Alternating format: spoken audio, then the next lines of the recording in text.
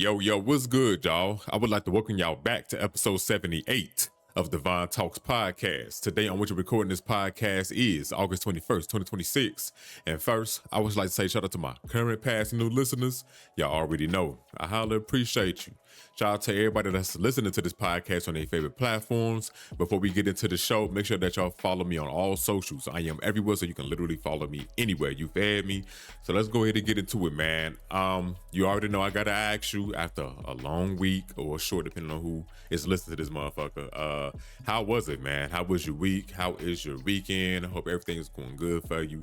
And I hope that you are having a great Sunday as well. I know I'm talking into the future because it is Friday, but I normally release this shit on a Sunday. I got distracted by this bird that just landed right on my fucking window. Like, that is crazy. I can't really tell what kind of bird it is, but that was nice. Yeah, man, I hope y'all doing good, man. And again, you already know you don't have to answer to me. You can just ask yourself this question and answer to yourself.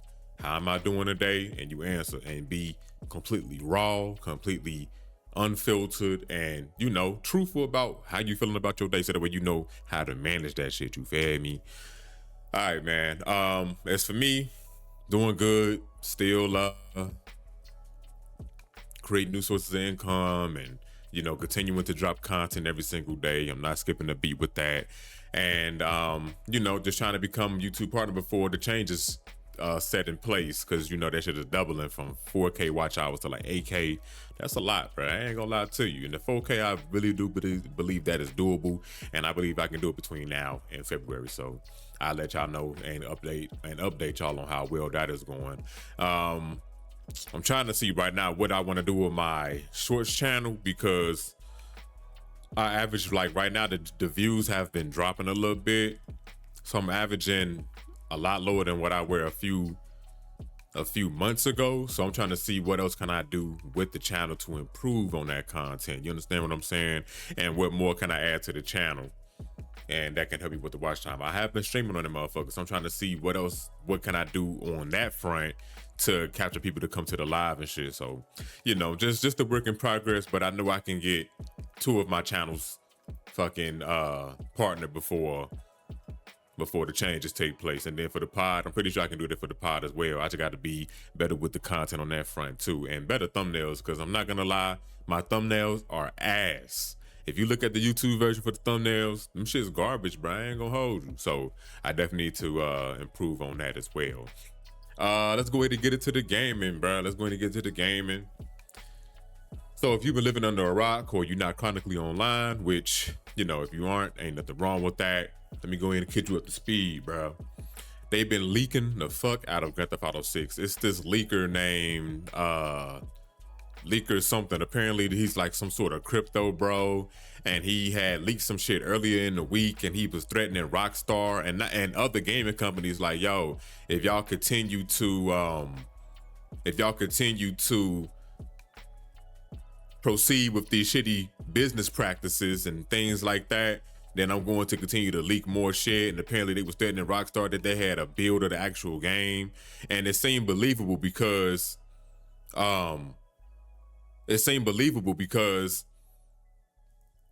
the nigga was shooting. I seen the leaks, and he was shooting the wall, spelling out his name. I was like, oh damn, this nigga's really playing. He really playing Grand Theft Auto 6 for real. And I'm on Twitter right now, and an ad had just popped up. I don't know if this ad is from today, or let me go ahead and check real quick. Oh no, that's just from the 21st. But it's basically saying, an extended look for Grand Theft Auto 6 on Netflix. And I haven't seen anything yet.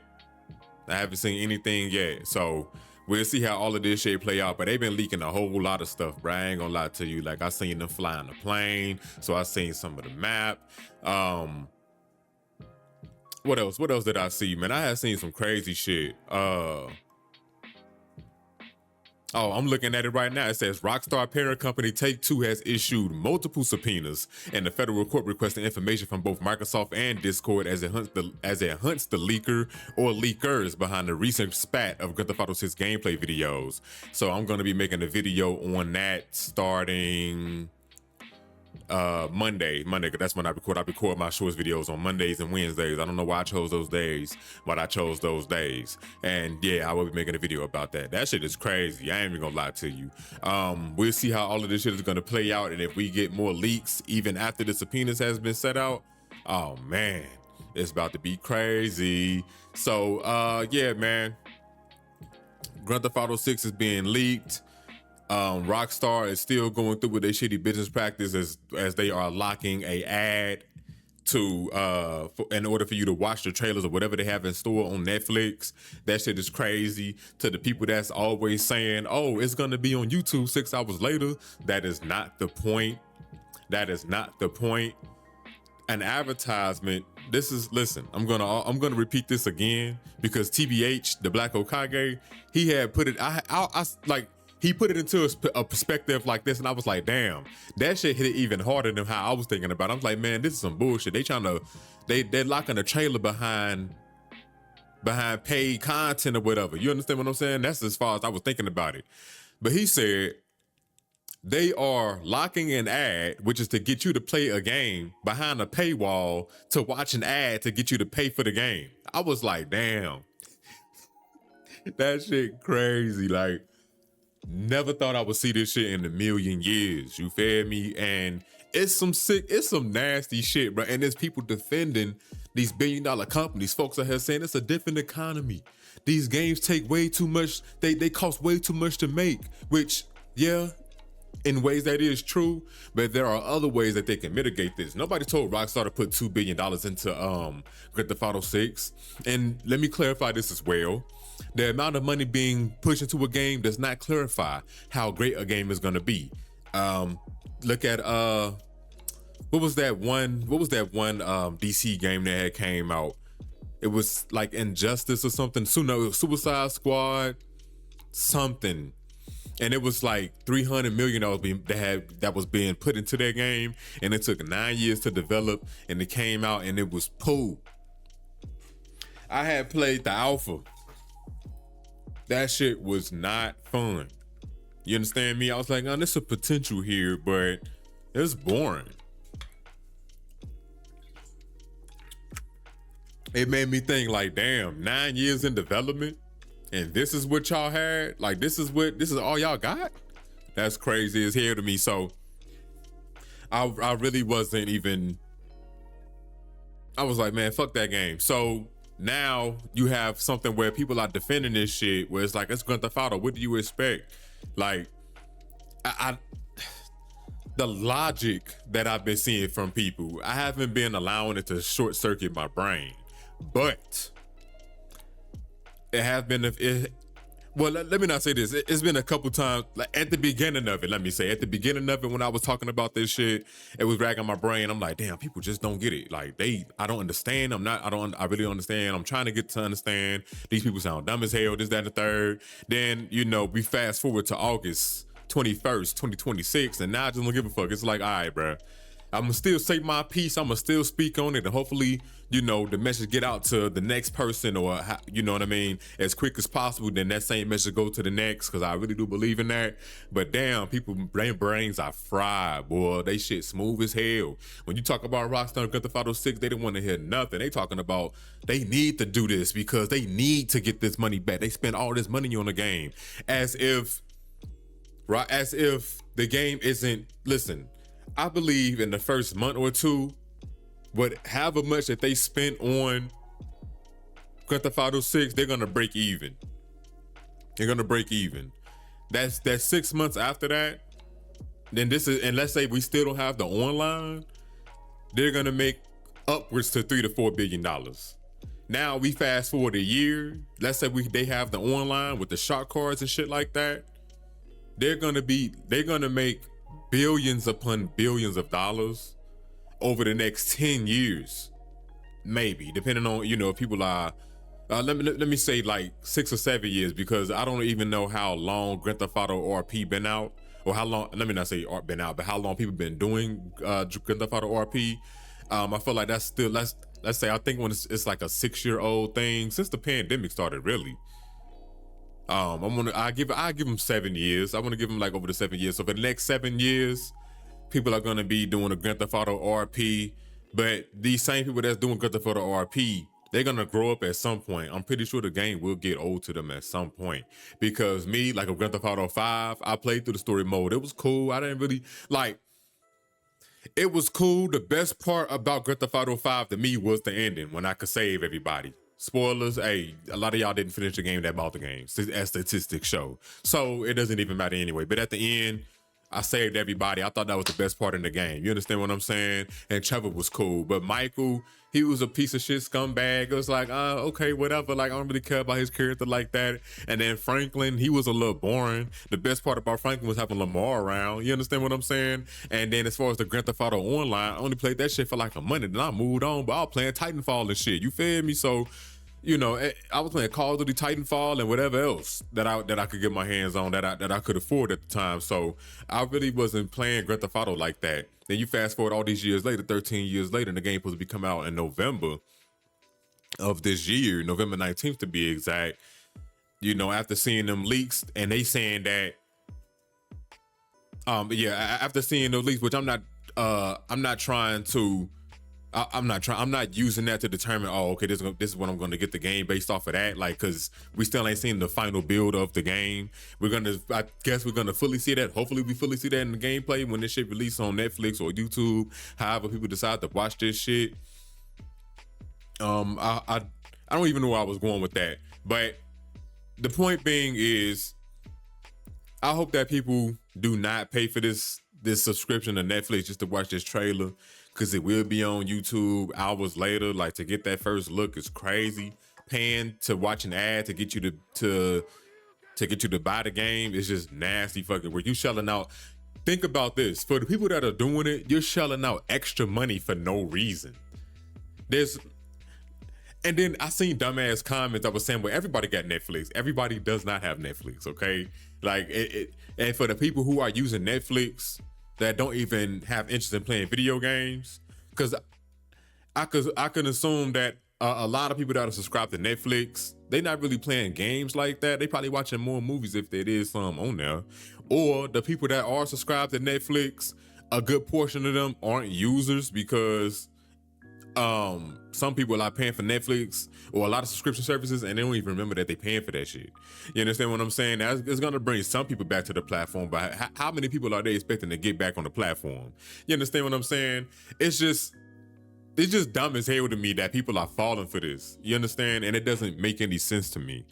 And I really wish that more people thought about their own finances. Like, yo, these people are taking and taking and taking from you, and you're not really getting anything back in return for real. Like, for the niggas that don't make content, why are you willing to shell out extra money to watch a trailer, G? Why? That doesn't make any sense. If you aren't already subscribed to Netflix, that doesn't make any sense.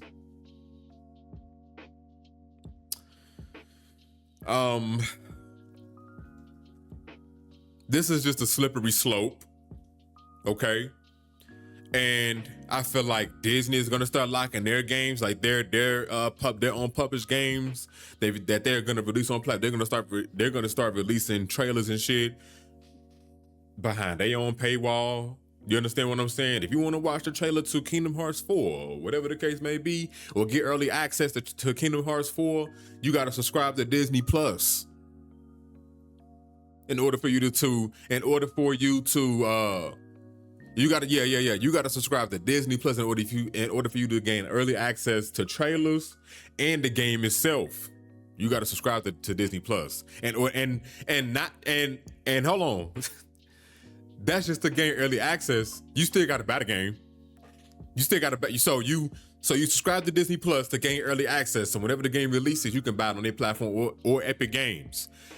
That's not gaining you early access because they're not using it as a streaming service. You gotta actually buy the game on their shit. You shelling out extra money for no reason. I can see a world where they do that shit. If I'm thinking about this, you best believe that they capitalistic ass. They thinking about 100 different ways that they can break that up and make revenue out of what I just said.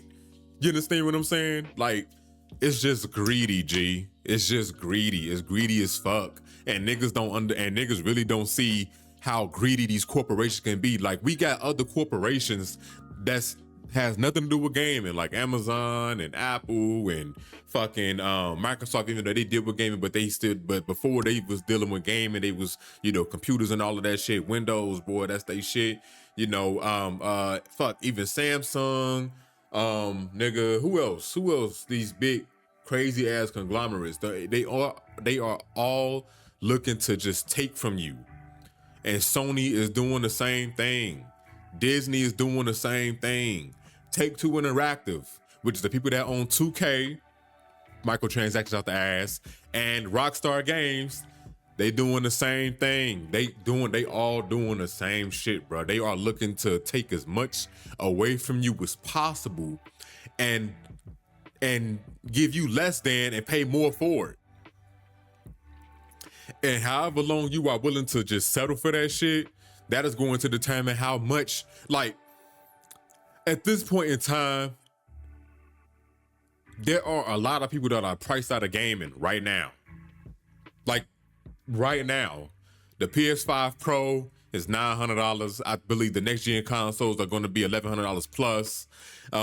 More specifically for the PlayStation 6, because Sony had already came out and said that they are not looking to take a significant loss on their consoles. I don't know what that means. I don't know if that's just a $50 margin, $200, whatever the case may be. But for however much they building that shit for, they not gonna charge it any much less than that. So say it take $900 to build that console, they might charge $1,000. I think they gonna come out the gate $1,100. Out the gate $1,100. The PS5 Pro already $900. The next gen consoles are supposed to be more powerful than the PS5 Pro. They don't want nothing on par. So if that is the case, and we got these RAM and memory shortages going on, then best believe, and it's getting worse. Then best believe that these consoles, they're gonna listen. Valve already came out with they consoles $1,100. They said they wasn't gonna take a loss on their consoles at all. You understand what I'm saying? The original plan was to release it for like $700, $800. You feel me? But with the RAM and memory shortages, shit, that set the prices up, boy. Skyrocketed the RAM, skyrocketed all of that shit. And it's gonna get even more hectic come this winter. So if you are looking to build a PC, anything like that, or need to upgrade your shit, do that right now, or save as much as you can and put money strictly towards that and go ahead and upgrade, bro. And take care of your shit, dust it, clean it often, once a month. You know what I'm saying? Every other month, keep that bitch clean. And yeah, man, just do what you got to do to prolong your technology, because boy, this shit getting expensive as hell. And with the economy getting worse, then these billion-dollar companies, they know that the economy is getting worse, but they seeing all of this overwhelming spending on their video games. They're gonna be like, damn, we want more and more. And the retail consumer is gonna get tapped out at some point. I think that's why we are seeing a rise in indie games. Like Motor Shield 2, that game just came out and it's $50. There was this game I talked about called Denture Tag. That game is $20. That is top 5 games this year. I think one of the best games that came out this year for sure. Mortal Shell 2 is hard, but Denture Tag, that's $20 right now. Let me see what else. Pragmata, that was $60. You understand? Like, and these are all the games that I like. You feel me? I think that's why we are seeing a rise in indie devs and shit like that. With games coming out good quality, but they coming out at a fair price, and the devs are getting money and they making buku amounts of money and shit like that. I'm fucking with that. You understand what I'm saying? Last year we had got that with Sandfall Interactive, because those are the people that made Expedition 33. If you ain't played that, you fucking tweaking. Go play that shit right now. Actually, stop. Matter of fact, pause the pod and go play that shit. And put your phone away. Don't pick it up during no cutscenes or none of that shit. Pay full attention to what the fuck is going on. That shit is fire. But let's go ahead and move on back to what we was talking about. Let's stick to the conversation at hand. Let me see. It's other indie games that came out that people definitely adore and they love. And games that's coming out of good quality, and people just refuse to try something new. I understand that people love things that are more familiar with them, but at the same time, in order for you to grow as a human being, you have to get new experiences.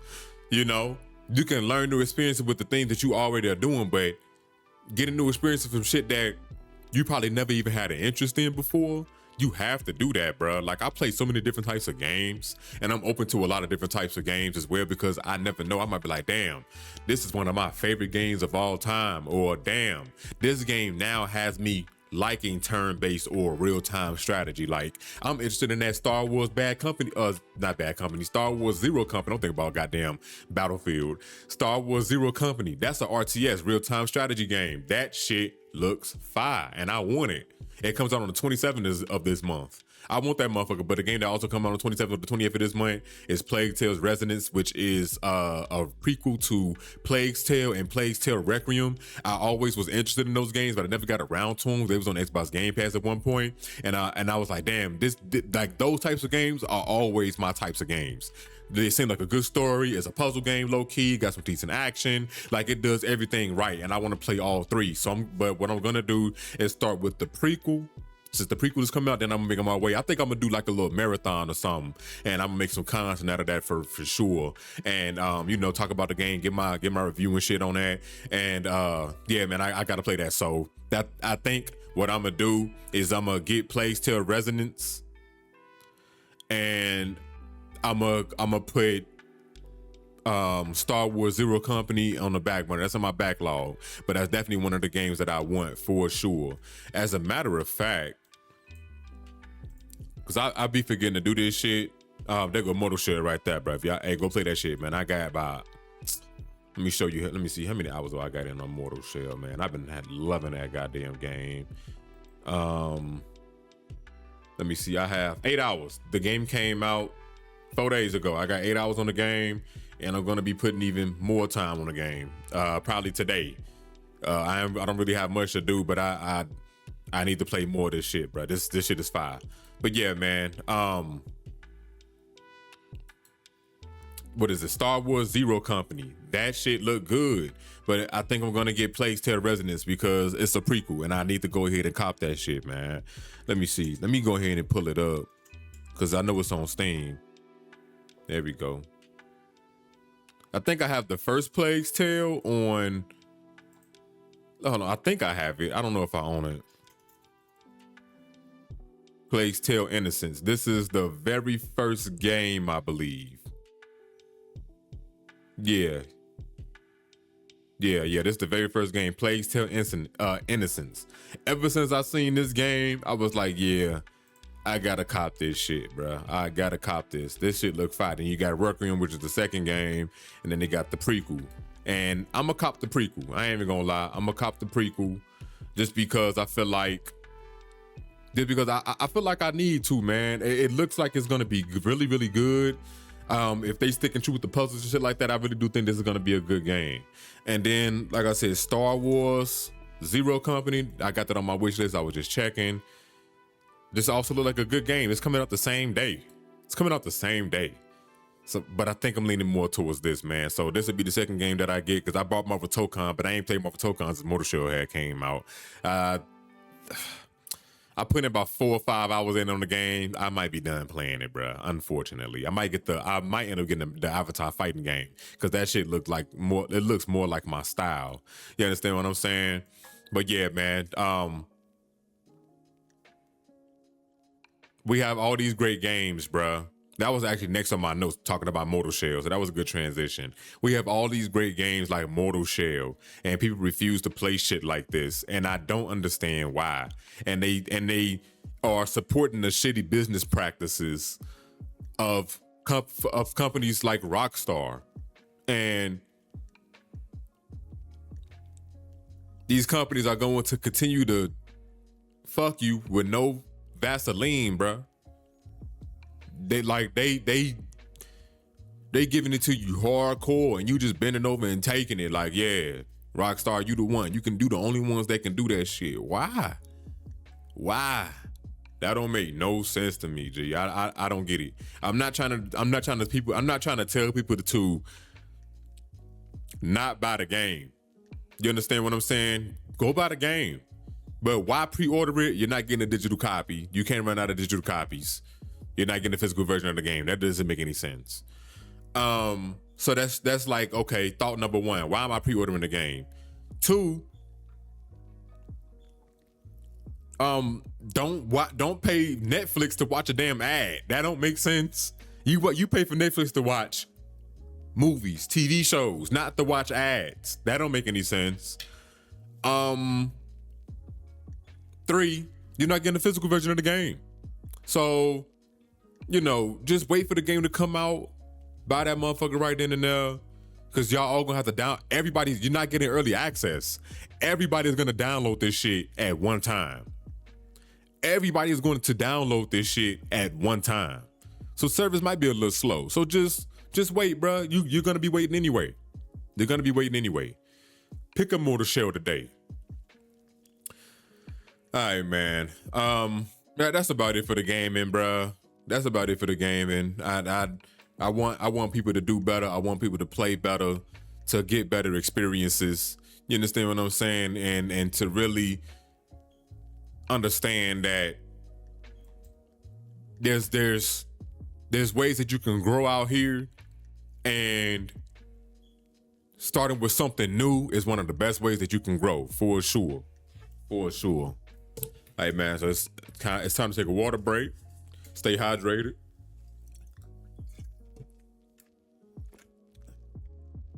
I forgot to fill this motherfucker up last night. I'm a little low. All right, now let's moving on to movies. So me and my girl, we had watched this shit called, what is it? Dating app serial killer. I believe it's on Netflix, if I'm not mistaken. Hold on, let me go ahead and check real quick. That shit was crazy. I'm not gonna lie. Didn't even realize this shit was happening. Hold on, let me see if I could pull up a trailer for y'all or something like that. Yeah, here we go. Let me go ahead and do this for y'all, man. I think I'm gonna start doing this shit every single time. This shit right here was crazy. This is a nigga that, the title speaks for itself. He get on dating apps, he find girls, and he off them. He off them. And it's some real sick shit, because when he done with them, I guess he finds shopping carts or whatever, or he just take them somewhere and he push them into an area and he just leave them. So the final victim, which she ended up surviving, I guess he really liked her, so he didn't. You know what? I'm not even gonna say no more. Go watch it, bro. Just go watch it, cause I almost spoiled it. I can't talk about it without spoiling it. Just go watch it, bro. It's decent. Some things gonna make your mouth drop. Like, what? Are you for real? Like, this shit was really happening around this time? Had no clue. Nasty fucking work. So go watch the dating app serial killer, the dating app killer, the Monica White story. True story. It's decent as hell. The other thing that I've been watching, I'm currently watching, is Big Chicken, a fast food conspiracy. Y'all know I fuck with all of the the conspiracy theory stuff, and like documentaries when it comes to food and all of that, because although I am vegan and shit, I still be looking at, everything that's around food when it comes to documentaries and how everything came to be, and all of this shit. I'm watching that right now. I'm gonna end up rewatching this probably on Sunday with my girl, just so we can just watch this shit together. But like, this shit right here, it'll just make you think. I don't want you to stop eating chicken and shit like that, but just become more aware of where you get your chicken from, how are the chickens farmed, and because the trauma that those chickens and these other animals go through on these farms that ain't free range, and even free range is a little misconstrued as well. But you just gotta look into this shit, bro. You eating the trauma of all these animals, real shit. Like a lot of these these companies, they getting the chicken from the same places. You understand what I'm saying? So the motherfuckers that has Tyson Foods, they getting their chicken from one big place, and it's like 6 different brands that get all their chicken from one brand. You understand what I'm saying? Like it's crazy.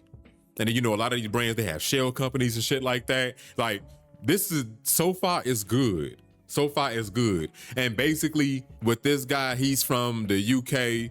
He's a comedian, and he's doing an experiment on eating. He's in America, and he was, and it's crazy because they showing how the UK is turning into America low-key with the fast food and shit like that. But he came to America, and he's going to all of the fast food chicken spots, and I think he's eating it every day, 3 times a day for a whole month to see what it does to his body. And I'm at the point right now where it's starting to fuck with him, so it's getting interesting. So yeah, man, go watch Big Chicken, a Fast Food Conspiracy. I'm a little bit under halfway done with it. I'm definitely gonna rewatch this shit. I'm definitely gonna rewatch it. It's crazy, man. Like what these people have been allowing to go on with your chicken. And this is before things started to get defunded. You understand what I'm saying? Food been getting shitty. Food has been shitty and been getting shittier as time move on. Before things started to get defunded. Now it's getting worse because shit is getting defunded. Like, damn. Y'all motherfuckers barely gave a fuck. Now y'all really don't give a fuck because y'all not getting the money to give a damn. You understand what I'm saying? You gotta fire folks. You feel me? People losing their jobs at this motherfucker. Short staff, people stressing. It's bad, man. It's bad. Like, the American health system has always been shitty, but now it's getting way worse. You understand what I'm saying? Just watch what you eat, bro. Just watch what you eat. That fast food chicken that you like to go to and eat, get all the time, just make it at home, G, if you can. If you got the time for it, you know, manage your time a lot better. This might help you with time management. You understand what I'm saying? Don't go to Chick-fil-A. I know that shit is quick, it's convenient, it's not cheap no more. So just buy you some chicken from a brand that you feel like, you know, or a farm that you know that's taking very good care of their chickens, and cook that shit up yourself, man. Go see where you can get some, go to the butcher shops.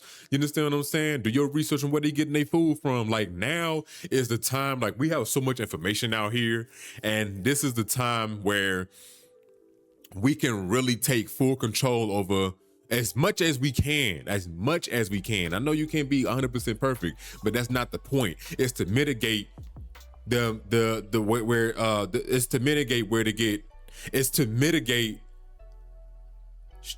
quality foods, and that's going into your system. You understand what I'm saying? Like, you are what you eat, and that shit is so true.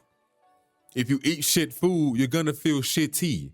I used to always have this saying growing up, like, especially in my teenage years, I used to say this shit all the time. I feel like, you know, I ain't about to go there, but I used to say certain things, and, you know, I'm not trying to toot my own horn or nothing, but like, some people, they never heard it before. When I was like 15, 16 years old, I used to always, I didn't get this from nobody, but this was just my philosophy for life. Like, you know, if you look good, you feel good. You feel good, you're gonna do good. You understand what I'm saying?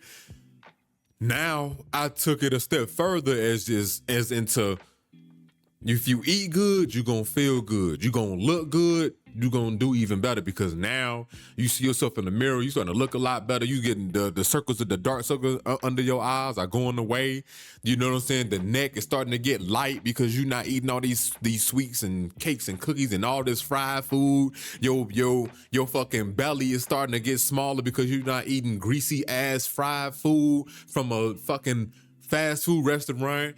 Instead of you supporting the local joints, you going to these fast food places, and you're gonna spend about the same amount of money, so you might as well go ahead and get better quality. And you can also do research on where these places are getting these foods from. Like we are in the information age. I know it's a lot of people out there that don't care about where this food is coming from. All they want to do is eat, but that's what this food does to your brain, bro. That's what it does to your psyche. You feel me? The food that you eating is giving you that brain fog. It's making you not want to think about what's going into the food. You know what I'm saying? Because you addicted to it at some point, and if you addicted to something, you don't want that feeling to go away. So you're gonna continue to go back and get that same shit over and over and over again.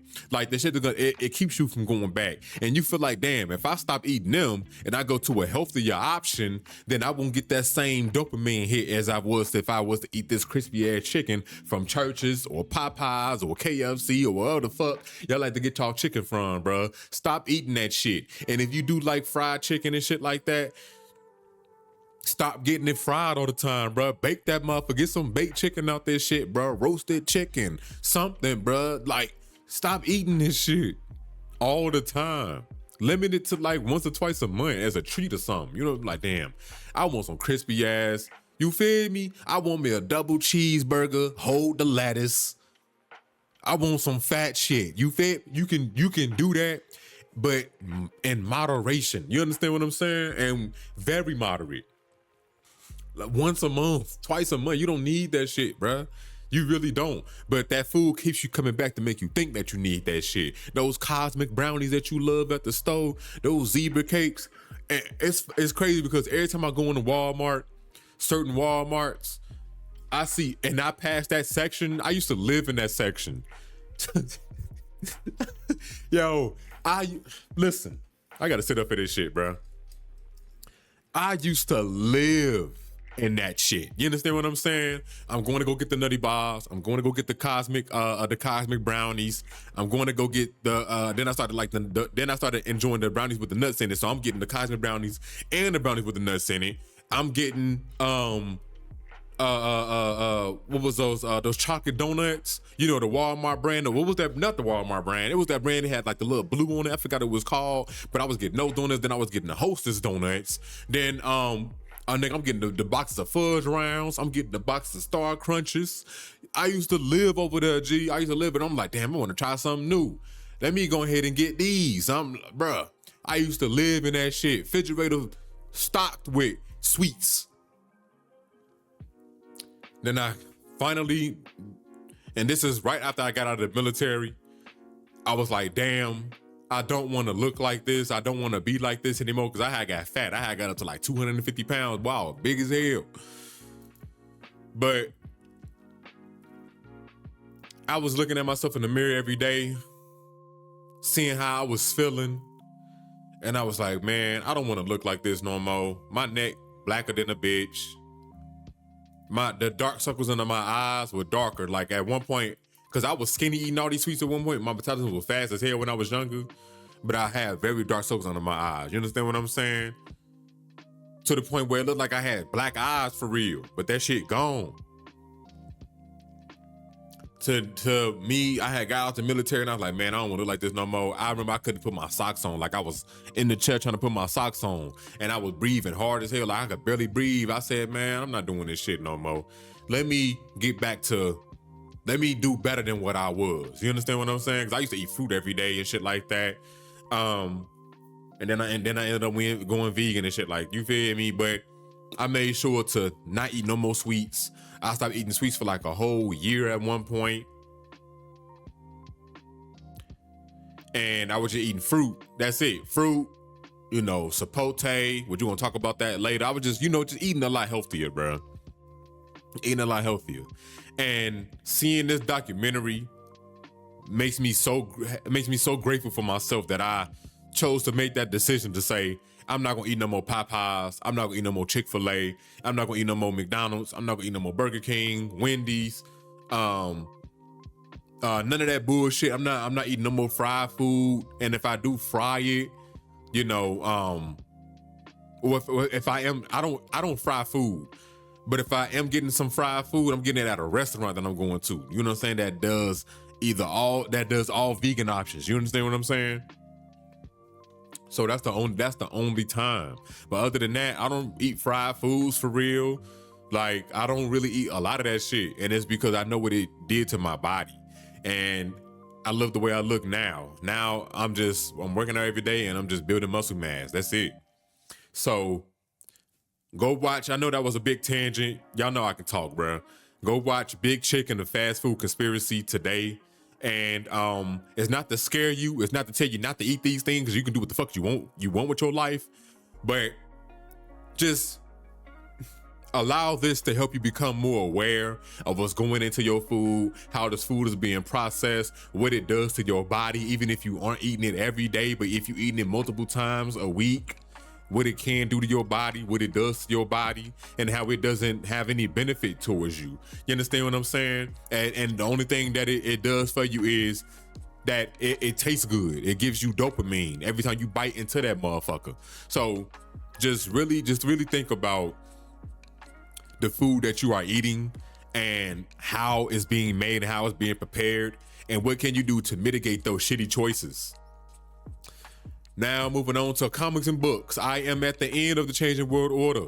Yes, I am on chapter 14, and it's talking about the future of economics and China and America, education, and where things are headed and how technology can benefit us in the long term, but in the short term can hinder us. You understand what I'm saying? Because technological advancements does end up making, which obviously that's true, because now we have access to the internet and we can get information any which way we want. You understand what I'm saying? So, the technological advancements just make human life easier. You understand what I'm saying? So yeah, man, it's been an interesting read. The book definitely got better in like the last 2 or 3 chapters. And I was like, okay, I understand it. And I'm almost done, bro. I'm almost done. And I can't wait. I should be done with it sometime next week. I switched up my my reading habit. I was doing one thing for a while, and I was like, okay, now this shit ain't working. Let me try another thing. So now I get up. The first thing I do is I write down my goals and shit like that. I read Think and Grow Rich. I read an excerpt from that. I read this every single morning. And just a little excerpt, which is the self-confidence formula. And I would read them all off, but you know what? I'll just read one of these. And maybe you could take this and you might be like, damn, I might get this book.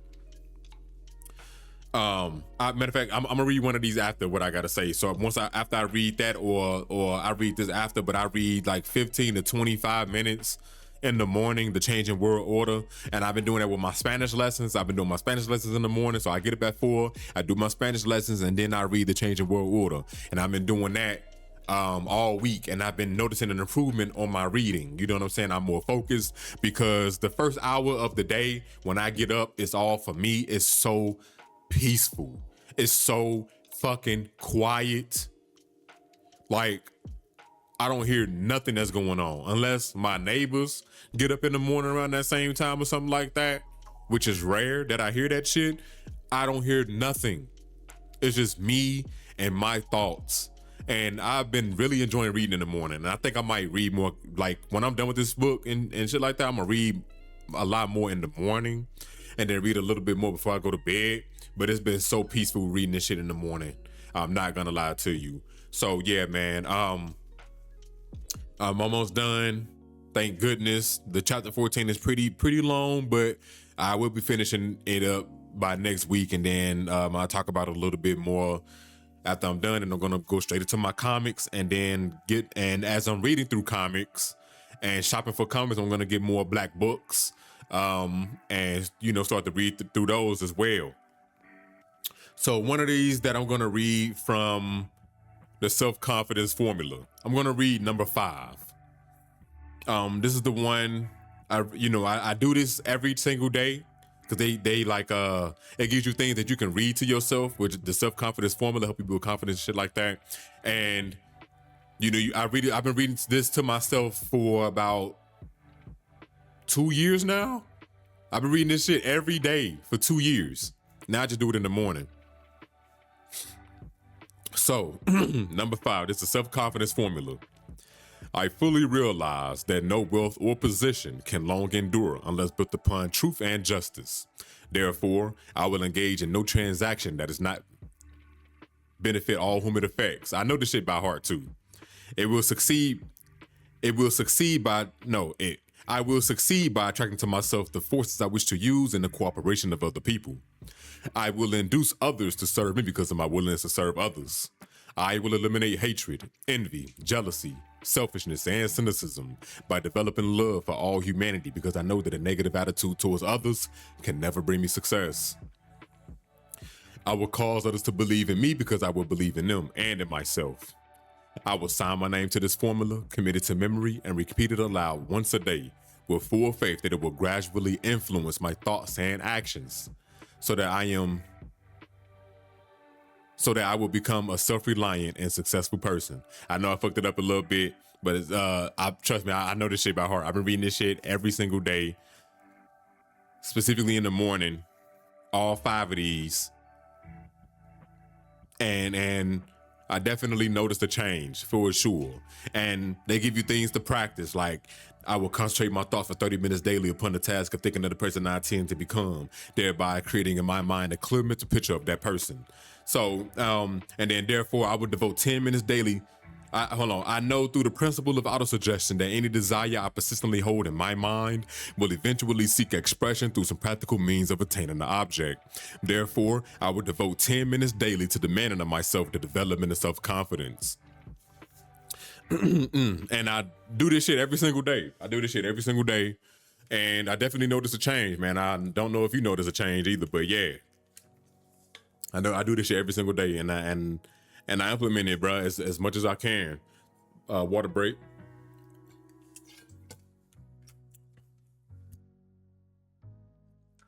If y'all want me to read more excerpts like that, let me know in the comments, bro. Let me know in the comments. You know what? Let me read number 1, because this might be the most important as well. They all important, but number 1 and number 5, yeah, let me read one more. My bad. I know that I have the ability to achieve the object of my definite purpose in life. Therefore, I demand of myself persistent, continuous action towards its attainment, and I here and now promise to take such action. So go look up Think and Grow Rich by Napoleon Hill. Go get this book today. What I want to reread is The Richest Man in Babylon. I read that only once, but I want to reread it for sure. But I can't wait to be done with Ray Dalio. I'm grateful that I have this book. This is the thickest book that I have in my book collection so far. And I'm going to be transitioning over to comics, and then, I'm going to be in and out of, what's it called? I'm going to be in and out of like the comics and those black books that I want to pick up. Because a lot of those books, they are fairly short, easy reads. So not bad at all. I want to soak up as much information as I possibly can and internalize it, and then bring it back to y'all, man. Bring it back to y'all for sure. Now we have our word of the day. Okay. I just want to preface this by saying I do have trouble pronouncing this word. No matter how many times I have the fucking Google pronounce it for me, and then I repeat it, I have trouble pronouncing this shit. But it's see, there we go. It's analogous. Analogous. There we go. Analogous. It is an adjective meaning similar or comparable to something else in certain ways, often used to draw a comparison between two different things that share a common feature or function. How you use this in a sentence? Most of you niggas are analogous with the same folks you claim you don't like. Analogous. So add that shit to your lexicon, man. I really do like that word. I'm going to see how I can implement that in my lexicon, in my daily speech, because I want to speak more. I want to speak more broadly. You understand what I'm saying? I want to use a vast amount of words as I'm speaking, because that will, first of all, only enhance me and my wordplay, but it'll also enhance others that I'm around. So if I'm speaking in such a manner, then they can do the same. And it's not to be proper, none of that dumbass shit that people like, oh, this nigga, I just want to know more words. I like words. I like rap and shit. So I just want to learn more words. You understand what I'm saying? And just implement those and how I describe myself, places of things. You understand? Yeah, it's really that deep, bro. I just want to become as smart as I possibly can. And because before I leave this earth, I want to be able to pass down as much knowledge as I possibly can to my future children, grandchildren, and those that are around me that also has children, or they can just take that and implement in their life as we move on. You understand what I'm saying? Like, I feel like that is one of my purposes here, is to gather as much information and apply that information and spread that information as much as I possibly can, so that way we can live a more fruitful and prosperous life. Now, there's a fruit that I want to talk about the benefits of. My phone is going off. I do apologize for that, but I'm not going to edit that out. It is sapote. Sapote? What the fuck is sapote? Well, thank you for asking. Sapote is, I don't know what family that is in. Actually, let's go ahead and look that up. What family is sapote in? Because I love that fruit, first of all. It's one of my favorite fruits of all time. It's one of my favorite fruits of all time. When it's ripe, it's soft. It's so sweet. It has a creamy texture. I don't know. It says the sapotake family. I don't know if I pronounced that. I know I pronounced that all fucked up, but that's the family that is in. But it's a brown fruit. It's a brown fruit, and it's like it's. I don't know. I forgot the texture on the outside, but it reminds me of some sort of like a melon of some sort. But it's not a melon at all. But it's a big. When you open it up, when it's ripe, you will know, because it does get soft. And when you cut it open, there's a big ass seed in the middle. There's a big fucking pit. You can't miss it. You take that out and you scoop it up, and it's like ice cream on how creamy it is. You understand what I'm saying? When you bite into it, it tastes like vanilla or something. It's so fucking good. And I feel like this is a good fruit that you can use for desserts. Like, ooh, I want to make a sapote sweet potato pie or something. Like, I think that'd be fucking cool. It's a tropical fruit. It's beautiful on the inside. Let me just show you, since I'm talking about it, because this is one of my favorite fruits of all time. Sapote is so creamy, and they have a black sapote, and it looks like chocolate. It's sort of like pudding. And when you scoop it up, yeah, it's like pudding. That's a better way to describe it. And this is one of the best fruits. If you want something sweet, this is one of the best fruits that you will ever have. And this picture right here, this is exactly what it would look like if it's fully ripe. These two right here. And again, it's so good. It's so good. One of the best textures in the fruit game. I feel like my palate for fruit, especially from me living in Florida and shit, that shit pretty vast now. I ain't gonna hold you. That shit pretty vast. I feel like a lot of people ain't really had a sapote for real, boy. But I gotta put y'all niggas on, man. I gotta put y'all on. So the benefits of sapote, it helps keeps the skin healthy. I know y'all want that fucking lavish, luscious skin. It's rich in nutrients such as vitamin B6, vitamin C, copper, vitamin E, and iron, just to name a few. And it supports digestive health, improves immunity, and helps bowel movement. So it improves digestive health, which is why it helps the bowel movement. It improves immunity, because a lot of y'all niggas be constipated. Y'all having shit in about 3 days, and y'all wondering, and y'all don't know why, and y'all wondering why y'all getting sick all the goddamn time. And this is one of the reasons why this shit also improves immunity.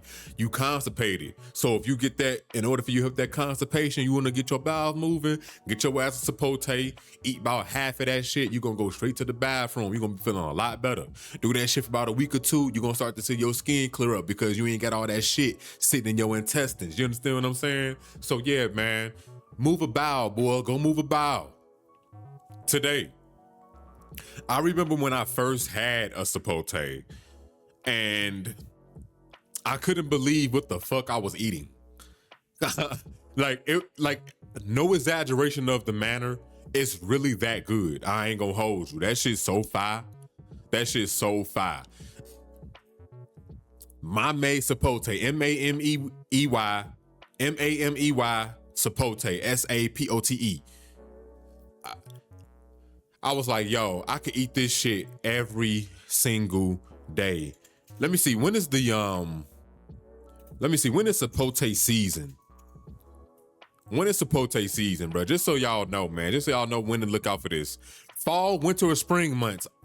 I'm in that like swimwear. There's a tropical, there is, let me put y'all on real quick. There is this website, and it's from this YouTuber, he is Dr. Bobby Price. He was an actual doctor, but he talks about holistic healing and ways that you can eat a lot more healthier. But he has this website where you can shop for all of these different fruits, these exotic fruits that you really can't get in the US. Hold on, let me see if I can find it. Because if I can, then that's gonna be it, bro. That's gonna be the one.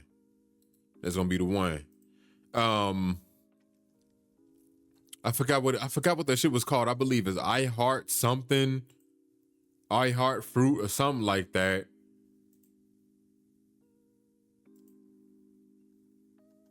I believe it's that. I'm not too sure. I'm trying to look for it right now, bro. Let me see.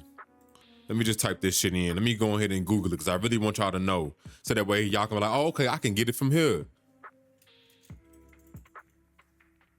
I Heart Fruit Box, is that what it's called? I believe it's called I Heart Fruit Box. You know what I should do? I should start another YouTube channel and order these fruits and eat them. And then as time progresses, see what kind of meals and everything that I can make out of these fruits. I think that'd be fucking fire. I just gave a whole idea out there. Don't take my idea. So yeah, I Heart Fruit Box. That's what it's called, bro. That's what it's called. And they have all of these tropical fruits on here. Matter of fact, let me go in and pull this bitch up. They have grapes with the seed, sugar apple, a cha-cha. I believe that's how you pronounce that motherfucker. A longan, and I believe that's similar to like lychee. They do like tropical variety boxes. Man, they have cacao pods, which I need to get that because I want to make my own chocolate. Now the prices are pretty steep. But you do get a box full of fruit. So you get sample boxes, like 3 to 5 pounds of fruit. Small. I'm going for the extra large every time. That's $200. I'm gonna go ahead and cop that. And I want to make sure that, they got star fruit, they got sour sop. Oh my God, bro. They have all types of shit on here, man. All Your Heart Fruit Box. Oh, they got my mate Sapote right now. They got guava. Look at all this shit. They got a red avocado. I've never seen a red avocado before. And I want to be able to support them because they're a small business. And you can order from them. I haven't ordered anything from them yet, but I have been following them for a long time. And they legit, bro. They legit. So I would be ordering from them. And I want to be able to support them and get all my fruit from them. I want to get all my fruit from them for sure. They got my favorite papaya. They got coconut. Man, they have all types of shit, bro. They got young coconut. They got all types of shit, man. So, yeah, bro, go shop with I Heart Fruit Box today. I thought I had them bookmarked, but obviously I didn't. Let me go ahead and bookmark their ass right now. I got all types of tabs for health and shit like that. Yeah, man, it's fire, bro. It's fire. I can't wait to order from them. I cannot wait to order from them. So yeah, if you haven't had my mate Sapote, go try it. I'm done vouching for it. It's one of the best fruits I've ever had in my life. And I want y'all to experience the same thing. Let's moving on to the important news. You already know how we get on this shit, man. Time check. We are almost an hour in at 59 minutes. I appreciate y'all for being here, bro. For real. I really do appreciate you. Important news. start off, I gotta say already, again, R.I.P. Nolan Wales. We ain't forgot. I'm doing research on more names, some black people that have been killed, that has been lynched, that has, died by the hands of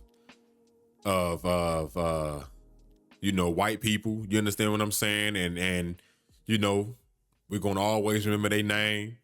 And this is just so that we can protect our own. You understand what I'm saying? Because ain't nobody gonna protect us more than we do. You feel me? R.I.P. Nolan Wales, man. He was only 18. Just a little boy, honestly. Like, this shit's sad. Still no arrest made. Motherfuckers still trying to push that shit under the rug. It's nasty fucking work, man. Always say R.I.P. Nolan Wales. If you got a platform, you listen to this shit. If you want to get a platform, if you be on other people's platforms and shit like that, if you in people's comment sections, then you listen to other podcasts and whatever the case may be, always say R.I.P. Nolan Wales, man, for real, because this shit ain't gonna get swept under. Indiana, Gary, Indiana, to be more specific, I just learned that it's 72% black, and the reason why I'm bringing that up is because they have been without power for about 2 weeks now. Yes, they have been without power for about 2 weeks. It's this creator that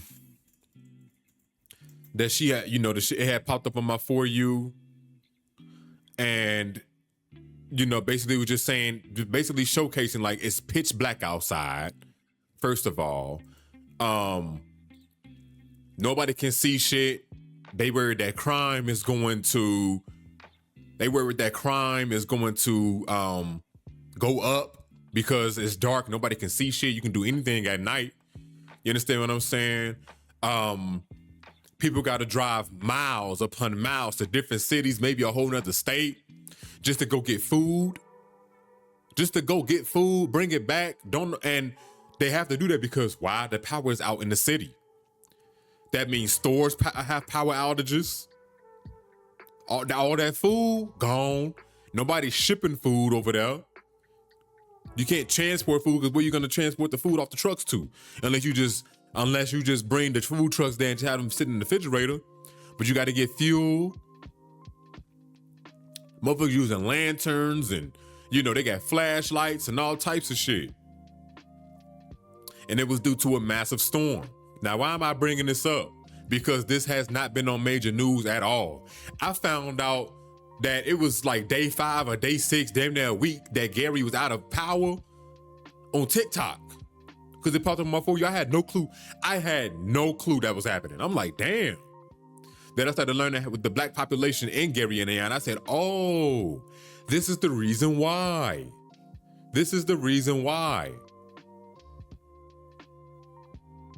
Nobody is talking about this. Because these big news outlets don't give a fuck about black people, period. So it's up to me and others with a platform to continue to talk about this. This is fucked up. And I don't know any way that we can help. Honestly.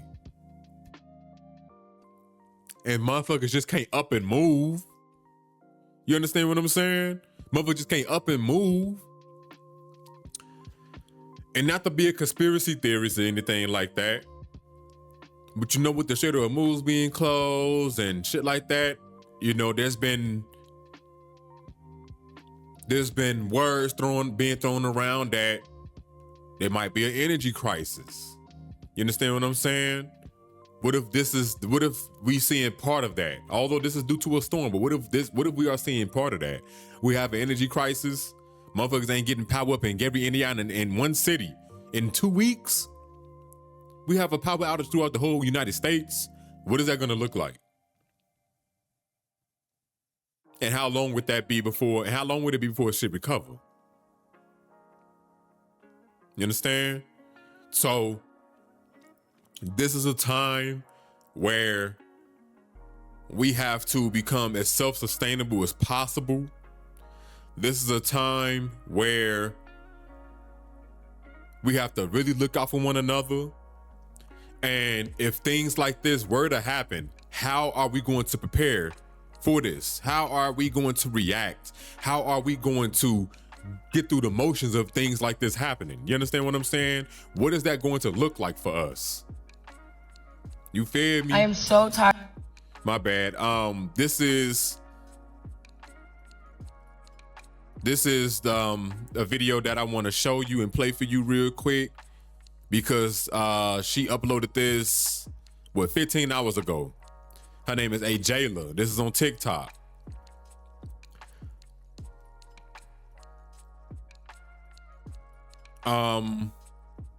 Let me see. My bad, bro. I don't want it to have any dead noise and nothing like that.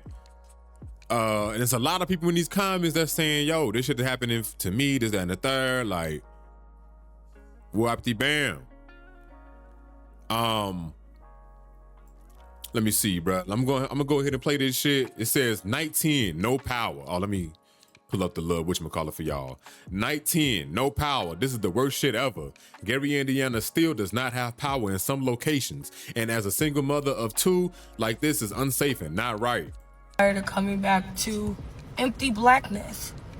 I'm so tired of being in the fucking dark. My son's passed out in the back. We've been driving around all day. Didn't really get to charge up the devices, but y'all know the drill.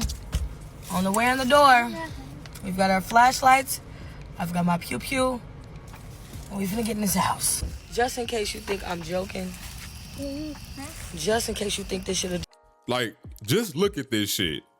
It's dark. I've been out in areas where it was pitch black. No, not near the city at all. You know what I'm saying? If the stars was out, that's the only light you get. The moonlight, nigga. Hold it so I can open the door. Just look at this shit. There we go. All right, you guys go first. Give me the flashlight. Go. Hold on, let me fast forward a little bit. Watch this. Can't see shit out there. Can't see shit out there. And they gotta use lanterns and all types of shit. Like, it's really crazy, bro. It's nasty fucking work. Honestly. And nobody is saying nothing about it. Except for black people. You know what I'm saying? Black creators, we the only ones. And if this is what it take, then it is what it is, man. I see that Keith Lee, he been speaking up on this shit. I haven't seen anything that he said, but I've been seeing his videos surrounding, you know, Gary, Indiana and shit like that. So it's great. It's great that people like him using their platforms, knowing how big they are to get, you know, attention surrounding this shit, bro. You understand what I'm saying? This is nasty fucking work, and nobody's speaking out about this. Like, be honest. Did you know about Gary, Indiana not having any power? Did you know about that? Let me know in the comments, bro. Did you know about that at all? I guarantee you didn't. And if you did, where did you hear it from? I promise you that shit wasn't on your TV. It wasn't from these big news outlets that have social media accounts. I guarantee you that. So just be aware. I'm gonna do more research to see how we can help. And yeah, man, even when the power does come back on, people are gonna be heavily affected by this shit. So I'm just gonna see how we can help even after the aftermath is always like during things, like do things to prevent shit or be prepared for when shit happens is always good. If you're not prepared, trying to see what you can do during and then the aftermath of it, that's where things really have to be full, you know what I'm saying, full force, making sure everybody is straight, make sure everybody got what they need, because listen, this is traumatizing, bro. Nobody is talking about this shit at all, and it fucking sucks. It fucking sucks. Due to your administration, there has been recalls on ice cream. There's one in particular recall on, it's blueberries too. Let me see, hold on, let me see. Let's see, they said the FDA upgraded a recall of frozen organic blueberries and mixed berries sold at public supermarkets to a class 1 risk level due to potential E. coli contamination. The affected products were sold in Alabama, Florida, Georgia, Kentucky, North Carolina, South Carolina, Tennessee, and Virginia. Damn. And then there's a recall on the ice cream. You know what's the lettuce? That's been a thing since for a while. The Outshine fruit bars. They saying there's been a glass contamination. Dreyer's Grand Ice Cream has issued a voluntary nationwide recall on select batches of Outshine fruit bars due to potential contamination with glass fragments. No illness or injury have been reported so far. Boy, they about to get the... Listen, if anybody is affected by this, they about to have the pants, they pants sued. They about to... I'm saying this shit all backwards, bruh. But they about to sue the pants off their ass. You understand? I never had an Outshine bar before. But they do look good. But they about to sue the fuck out of these niggas, boy. So there's a recall on lettuce. These fruit bars. Now, mind you, like I said earlier, the food industry in America has been fucked. Now, this with the funding, this is just showing the true colors of everything. This is with these 3-letter agencies being defunded.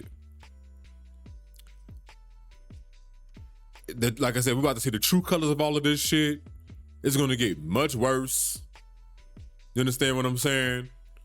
Like,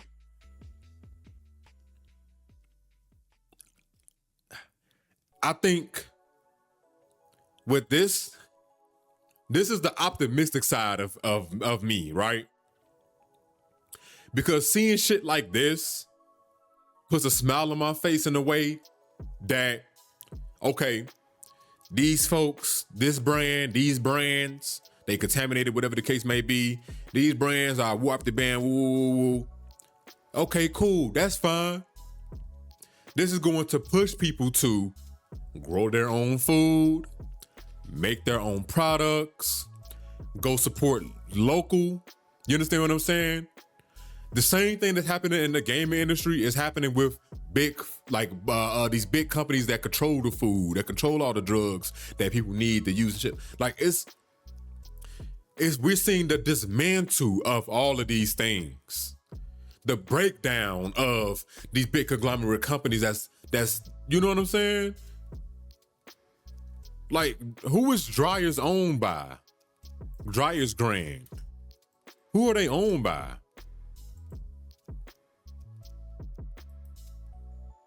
Hold on, let's see. Eddie's?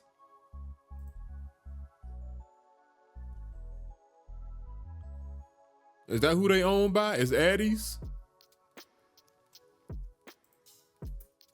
Let me see. Who owns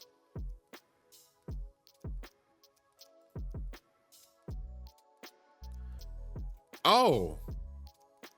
So it says Dreyer's Grand Ice Cream is owned by Froneri, a global ice cream joint venture co-owned by Nestle and the private equity firm PAI Partners.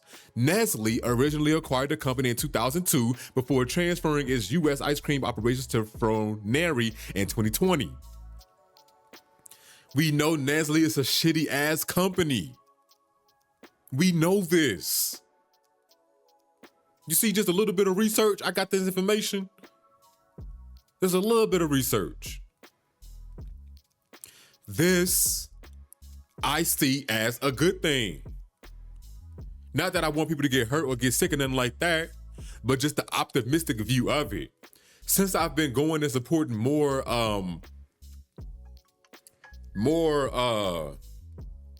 like local businesses and shit like that, it gives me more it satisfies my soul. It gives me more gratitude for people that's out here that's really doing this shit on their own. That's not putting bullshit in their products. That know exactly what's going into their food and know if I wouldn't eat this shit, I wouldn't sell it to the next motherfucker to eat it either. You understand what I'm saying? This is going to push people to start to do their own thing. If we look at it this way, we can start to see the dismantle of Nestle, You understand this? We can start to see the dismantle of Starbucks, of all of these other big companies, because they don't give a fuck about you. So why should you give a fuck that this is happening? Hey, oh well. It sucks that the FDA is being defunded, but at the same time, now we can look more towards our neighbor. If we have the resources, if we have the means to, more specifically talking to the people that have the means to and have the resources to go do this shit, shop as local as you possibly can. And those local shops, they can expand to the people who don't necessarily have the means, so that way they can go and support the folks that they know for sure that they can trust, these smaller brands, these local brands. You understand what I'm saying? That's what's gonna push this shit towards, as long as we do it right. That's how I'm seeing it. When you correlate this shit to video games, how does that correlate? Well, we see Sony, Microsoft, and Nintendo, they all on bullshit. Those are the people that run it. They not in good standing right now. But we seeing a lot of indie devs, a lot of indie companies starting to come up on the horizon. This is the great wealth transfer that I would be mentioning every now and then on the podcast. It's not just money, but also ideas, attention, ownership is going towards smaller things. You understand what I'm saying? As long as we continue to support them, the big boys, they're gonna be scrambling. They're gonna be trying to buy out these smaller companies and try to buy out the land that they own. You understand? And be bogus as hell. They're gonna be scrambling, trying to do everything that they can so that way they can get more of your money. But we don't have to allow that, and we're not going to allow that. You know why? Because we have the control. You understand what I'm saying? We have the control on what we want to do with our money. We have the control on what we want to do, on how we want to support, like where we want to take our dollars. You understand what I'm saying? We have that control now. You understand? Like, my bad, I gotta send this text. I wanted to keep the shit going. We don't have to sit here and take this bullshit anymore. Like I said, if we have the means to support one another, and in return supporting ourselves, then we need to do that. We have to do that. There's no way around it. There's no way around this shit at all, bro, honestly. So just be careful on what you're eating. Again, look, just think about what's going into the food. When you go to these big places and you see these name brands that you are familiar with and been familiar with for the last 20 years, just take a second. Just take a second and look at the back and read the ingredients. If it got shit that you ain't ever heard of, that you can't pronounce, that you just can't look up real quick and be like, okay, what does this also go into? Then don't buy it, bruh. Most of the shit that I buy, that I eat, it has 3 ingredients, 4 ingredients, 5 ingredients, no more than 10. And that's it. And I can read them. I can do a little research. There's this app called Yuka that I use. And it's a clutch ass app. It basically, you can scan the barcode of any food product if it's registered in the app already. And the only thing that you have to do is just scan the barcode. It reads it off, and it tell you if the ingredients are bad or not. And then you can do even further research. You can do further research if you want to see, okay, is this shit really necessary? Do I want to prolong? Like, it tells you the amount of risk that the ingredient has and everything. It tells you if the shit has been recalled, all types of shit. Like, bruh, this is a clutch ass app. I'm signing in. I haven't been up on it in a while, and I just want to show y'all what it looked like. That's basically all I want to do. I just want to show y'all what it looked like, bruh. It's so clutch. It's called Yuka, Y-U-K-A. I forgot my password, so I ain't gonna worry about it right now. But it's fire though, bro. It's fire. When you sign it in, This is basically what it looked like when you signing in. Yeah, bruh. It's when you look up the app, it has a caret in the middle, turn diagonally, pointed down left. You will see what I'm talking about. It's fire. It's fire. I ain't gonna lie to you. Matter of fact, let me just look it up in the Play Store, cause I really want y'all to see what the hell I'm talking about. This is it right here. This is it right here. So go download that, bruh. And there's no excuse on why you, my bad, I hit the mic. There's no excuse on why you don't know what's going in your food. You understand? No excuse at all. No excuse at all. If you look on the back of that bitch and you see some shit that you can't pronounce, bruh, don't even get it, man. Try to be as organic as you possibly can. I know it get costly, but if you have the means to, get organic as much as you can. Get the things with the less ingredients, but that shit still tastes good, and cook at home as much as possible. Because boy, oh boy, if you thought the food industry was bad already, with all of this shit going on and the defunding of these three-letter agencies, this shit about to get way worse. Boy, these companies about to run rampant. They about to just allow anything in their food. They not gonna give a fuck. They already was allowing Red 40 and shit like that. So listen, just do as much as you can to mitigate these risks and to take care of yourself as much as possible. It's nasty out here, bro. But again, like I said earlier, but just think about it for a second. This is really going to push us or push you to shop more locally, to support more small businesses. And you can dictate with these small businesses if there's enough support behind it, what y'all want and don't want to see. You understand what I'm saying? So that way they could be on a straight and narrow. Because there's a lot of small businesses or independent businesses that did make their way and they end up selling off to big conglomerates like Coca-Cola or Pepsi or some shit like that. You understand? So like Whole Foods, they were once independent and then Amazon bought their ass, boy. Like, just really think about that shit, man. I try not to support these big conglomerates as much as I possibly can. Like I unsubscribe from fucking Amazon. I don't use Amazon Prime no more. I don't shop from Amazon. If I'm going to the bookstore or if I want to get comics and shit like that, I go to the store and I go buy me some books. Like I don't even play that shit no more. I go to the local comic book store or I go to whoever else I get some books from and I buy books from there. You feel me?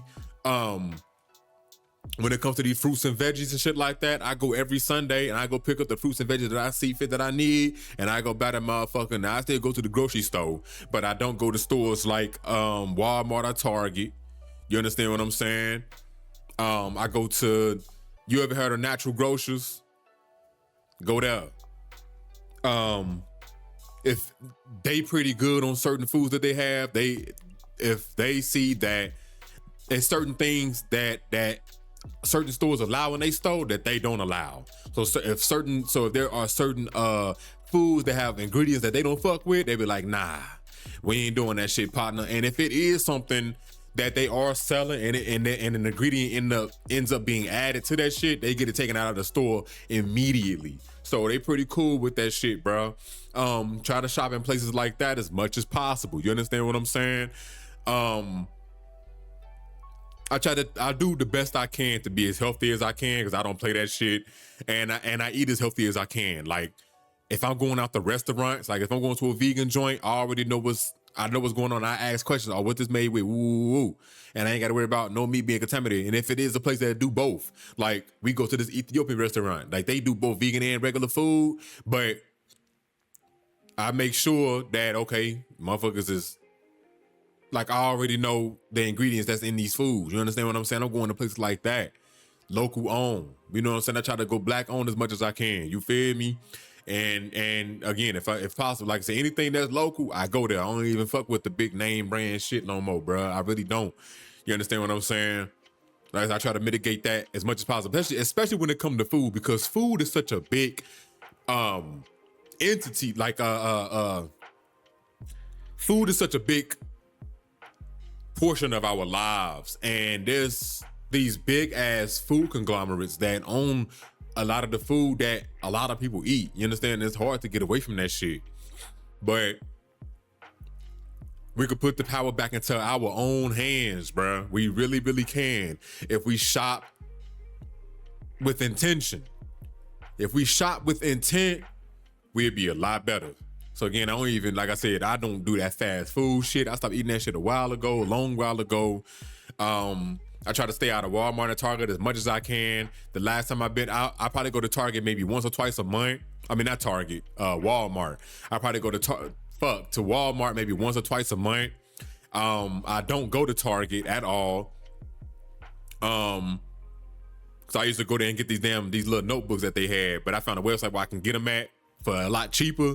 So that's where I've been buying my shit from. So I don't even go to Target no more. I do not go in that shit. They do not get my black dollar. Walmart, like I said, I don't really go to Walmart like that. I get paper towels from them, but I'm about to find, I'm about to find like a black owned toiletry joint where if they sell paper towels and shit like that, all natural products. I ain't got to worry about all that bullshit being in my paper towels. I'm about to order from them and be on like a little subscription so I get them. As long as it's in a good price range for me, I'm gonna order from them and have paper towels shipped to the crib from they shit every single month or something. You understand what I'm saying? I'm about to get away from that shit. Like as much as if I can mitigate as much as I can from going from these places, I will. This is how I shop with intent. The app Miria,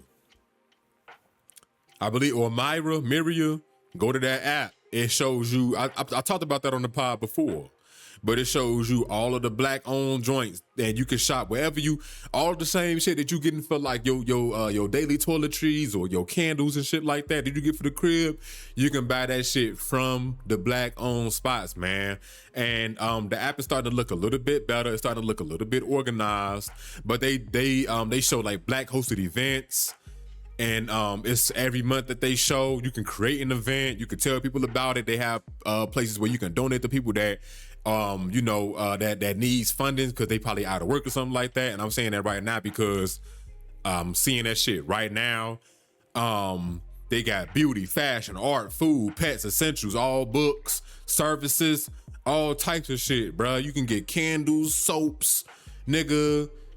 They selling all types of bags. So if you want to buy black owned bags, you can buy that shit. I see a couple right now that I can buy for my girl. They look cute. I ain't gonna lie. Shampoos, nigga. All types of shit, G. All types of shit. This is the app right here. At first it didn't look that good, but it's starting to look better, a lot more organized. But this is the app right here.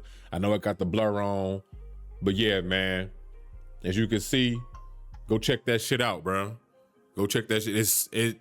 This app raw was here, and I'm definitely gonna be buying a lot, like way more things off this shit. So like, and just having it shipped to the crib, and hopefully they can get their own storefronts. You understand what I'm saying? Like, when it comes to supporting my own, and when it comes to to support local business, I've always been this type of guy. You know what I'm saying? But now for me, it's been more important now than ever that I support as local as I possibly can, bruh. And to help out as much as I can. Like, once I get my real estate and I get that shit going, I want to have events where, these black owned businesses can come to my real estate properties and they have cookouts and shit like that and do something for the community. And I pay that fee. So we work together, how we want to work together, how we, to get the funds right. I pay for the catering or whatever the case may get y'all shit over here and the whole community can come out and eat. That's the shit that I want to do. That's the type of shit that I want to do. If we got some families in the community that want to do meal prep, but they ain't got the time because of X, Y, and Z, I want to be able to be like, okay, for the first month, I pay for your food prep for the first month, and then you gotta take over after that. For the families that are in need of it, or shit, people that's single that's living in apartments. If you ain't here I got you. Why not? And we working with them. We go to them because they food fine as fuck and they take care of shit. We go to them. And they gonna always get customers from us. And that can be like a monthly thing. You understand what I'm saying? Do some, you know what I mean? Come out and then when it's just one, turn into 3 different, you know what I'm saying? 3, 4 different types of black community, black owned restaurants that come to the community, and they can just come out there either for the catering and shit like that. I could pay the whole way for the catering, or they can always set up something with me. They could come out and be like, hey, I want to come out there, and we send an email to everybody. Hey, we got these amount of on the weekend, we got these amounts of food trucks or whatever the case may be. All black on, y'all come out here, man. And y'all already know them. Y'all already know about them. They just come into the apartment, so you ain't even got to leave the crib for real. Everybody be out there. Y'all can chop it up. You know what I'm saying? Get ideas together and shit like that. Food bring people together, man. So listen, that's the type of shit that I want to do. And I am doing this shit. I'm doing it. I'm doing it. I'm doing it. And you can do the same thing in your own way. Have art galleries out there on the property and shit like that. Art galleries, food places where y'all, you know what I'm saying, niggas come together. Man, we got the art over here. We got the food over there. You understand what I'm saying? We got the games over here. We got the whatever the case may be over there. Like, we got all that shit. We got niggas selling clothes, all that shit on my property. I talked about this before, but it didn't add like the catering and shit like that for the community that live in the properties and stuff. You understand what I'm saying? Like, I'm about to be rich as fuck. Not about to be. I am rich as fuck, so I might as well go, you know what I'm saying? This is what I gotta do. How you speak about yourself determines what your life is gonna be. I'm rich as fuck, I'm wealthy as hell. I'm the first multi-millionaire in my family. Like, this is my duty to get these people into the homes. And, you know, so y'all know my plan about the real estate and stuff like that. If you don't know about it, go back and watch my previous episodes. I talked about it already. And, you know, to get more black-owned things in the community, and we do things for the community. You understand what I'm saying? Then that shit branch off into, okay, well, I want to get more AAU teams, get all the black children in these neighborhoods that, you know, ain't really got the means to get on the AAU teams so that way they can really, you know, play out their dreams and shit like that. Get that type of shit started and make it affordable if they got to pay it all. And all of this is going to work is all about reinvesting back into yourself, back into the business and shit like that. Reinvesting back into yourself. That's what it's all going to come down to, honestly. And not being greedy.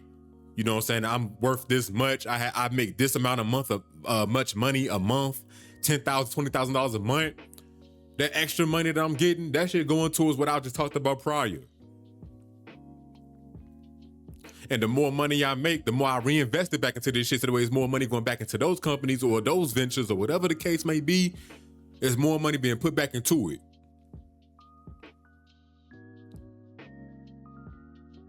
Shit. By the end, we're gonna fuck around and have our own little minor leagues and shit like that. Where motherfuckers ain't just playing for the high schools. If they playing for the high schools, they playing for our teams, nigga. Scouts really coming out there. They seeing from middle school to high school. They scouting shit. And not just for basketball, football, for tumbling, gymnastics, nigga, golf, whatever it is, art, science and technology, all that shit.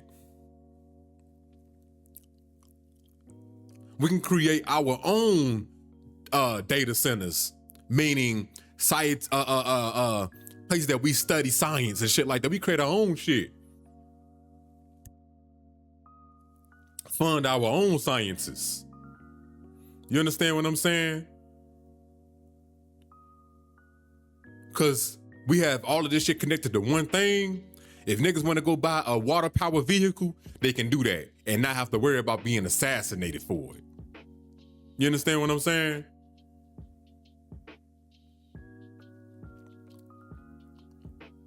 So it's way deeper than even what I'm talking about right now.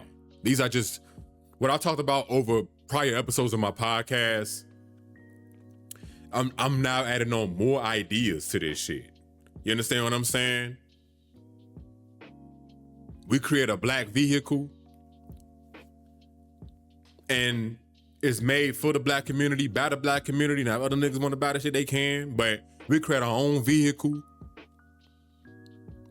powered by what we want it to power, what we want it to have, what we want it to be powered by. Have our own mechanics to fix these vehicles. The more money we make off of that, the more money we could put back into this shit. We can have more makes and models. You understand what I'm saying? If I'm thinking like this, I know it's more people like you that's thinking like this as well, or others that's around you that's thinking like this as well. Only thing we need is the funds, and we got the funds. And it's all about creating and getting that shit going, man. We can do this shit. And I'm picturing it right now, and I'm seeing it. You understand? We can do this. We can do our own shit now. Some things is gonna take more time than others, but that's okay. You know how they say Rome wasn't built overnight? Fuck Rome, nigga. We aren't built overnight. This is an ongoing process. The older we get, that's why we never supposed to stop learning, trying new things, gaining new experiences, because our human makeup isn't just something overnight. We are always evolving, growing, seeking new, bettering ourselves. This is something that isn't done overnight. And that's just how life is. Nothing is these trees that grow out of the ground, they shit ain't just grow overnight. It took time and effort and its natural resources. Taken from the land and then putting back out into the universe.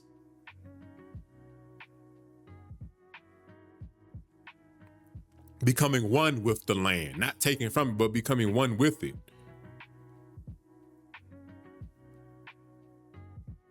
You understand? Because without that groundwork, nothing grows. Once you leave from that foundation, nothing grows. And we have a great chance to build a nice foundation for ourselves. And we can just improve and grow from there. And no matter what it comes out to be, no matter what it looks like, nobody can tell us what our shit can be and how great it's gonna be, because it's our shit. And we don't need nobody else's approval for it either. We have the time to build our own shit. You understand? It's just about coming together, organizing things. And for those who want to work and organize, hey, bring on more people that's like that. For those who wants to fall out at a certain point or don't want to hop on board at the beginning, fuck them. We don't need them no way. That's the thing. We have to focus on what's progressing forward, not the things that's holding us back. Because as long as we focus on the shit that's holding us back, we would never progress. We would never move. So only think about moving forward, learn along the way, improve on what happened on the last thing, and we're gonna be all right. We're gonna be all right. It's not hard. We can do this shit, bro. I'm telling you. Like the ideas don't that shit sound good? And don't just say, it sound good, because that's you a negative Nancy. You being a bitch about it. Yeah, it sound good. You doubting it. Shut the fuck up. It sounds good because it's possible. That's why it sounds so good.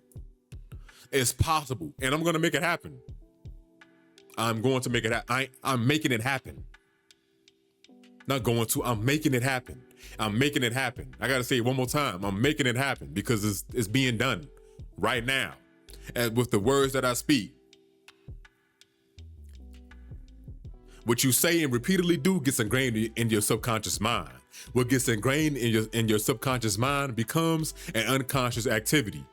If you can see it in your heart and your mind, eventually you can hold it right here in your hands. I didn't say that. I didn't come up with that. But that shit is ingrained in me because I see what's possible. I know what's possible. Our people did so many great things. It don't just have to stop with them. And we have people still doing great things. And it don't just have to stop with us. We could continue it with us. And prosper for us, with us, along us, by us. You understand? As long as we are one band and one sound, we're gonna be all right. For most things, we're gonna be good. We're gonna create, we're gonna do what the fuck we gotta do to make sure that our future is intact for not just our future selves or not just our presences. It's all about being in the present, being in the moment, but for our children and future children. That plays because you know in case you have children, because you want to have children, in case you want to have children in the future, that matters. You understand? So just think about everything that I'm saying. And think to yourself like, damn, what can I do to improve not just my life, but those around me? You know what I'm saying? My community, our community. You understand what I'm saying? What can I do? How can I map out a plan to see what it's gonna take to bring my ideas and my dreams and my everything to fruition and bring it into reality? Cause that's all we gotta. We gotta pull it. We gotta pull it down from envisioning it and bringing it to reality. And once we do that, man, we gonna be smooth as butter. We ain't got nothing to worry about, y'all. We gonna be good. We gonna be good. And now that leads me into the next portion of the important news is the U.S. debt. Remember I talked about that shit last week? And I said it might hit 40 trillion by the end of this year, something like that. Well, how wrong could I have been? The US debt clock has hit $40 trillion this week. $40 trillion. Remember the debt clock that I showed y'all? And that shit was moving up by like $1,000 every fucking second or something like that, tens of thousands of dollars every second. Well, yeah, I was miscalculating that shit. I underestimated that shit like a motherfucker. We hit $40 trillion just this week. So my prediction, by the end of this year, we're gonna hit $45 trillion in debt. By the end of this year, I wanna say between 42 and $45 trillion in debt by the end of this week. I mean, by the end of this year. Which is crazy because they said by 2030, we might be $50 trillion in debt. I think that is moving quicker and quicker the more we move on. This shit sucks, but again, we gonna be all right because we have other means that we don't even have to rely on the US dollar anymore. But I'm gonna talk about that during the invest portion of the pod. So now moving on to music. I have not been listening to any new music, although there have been some new music that dropped. So Rhapsody, she dropped a new album called God Got an Afro and Gold Hoops. I like that shit. That is fucking fire.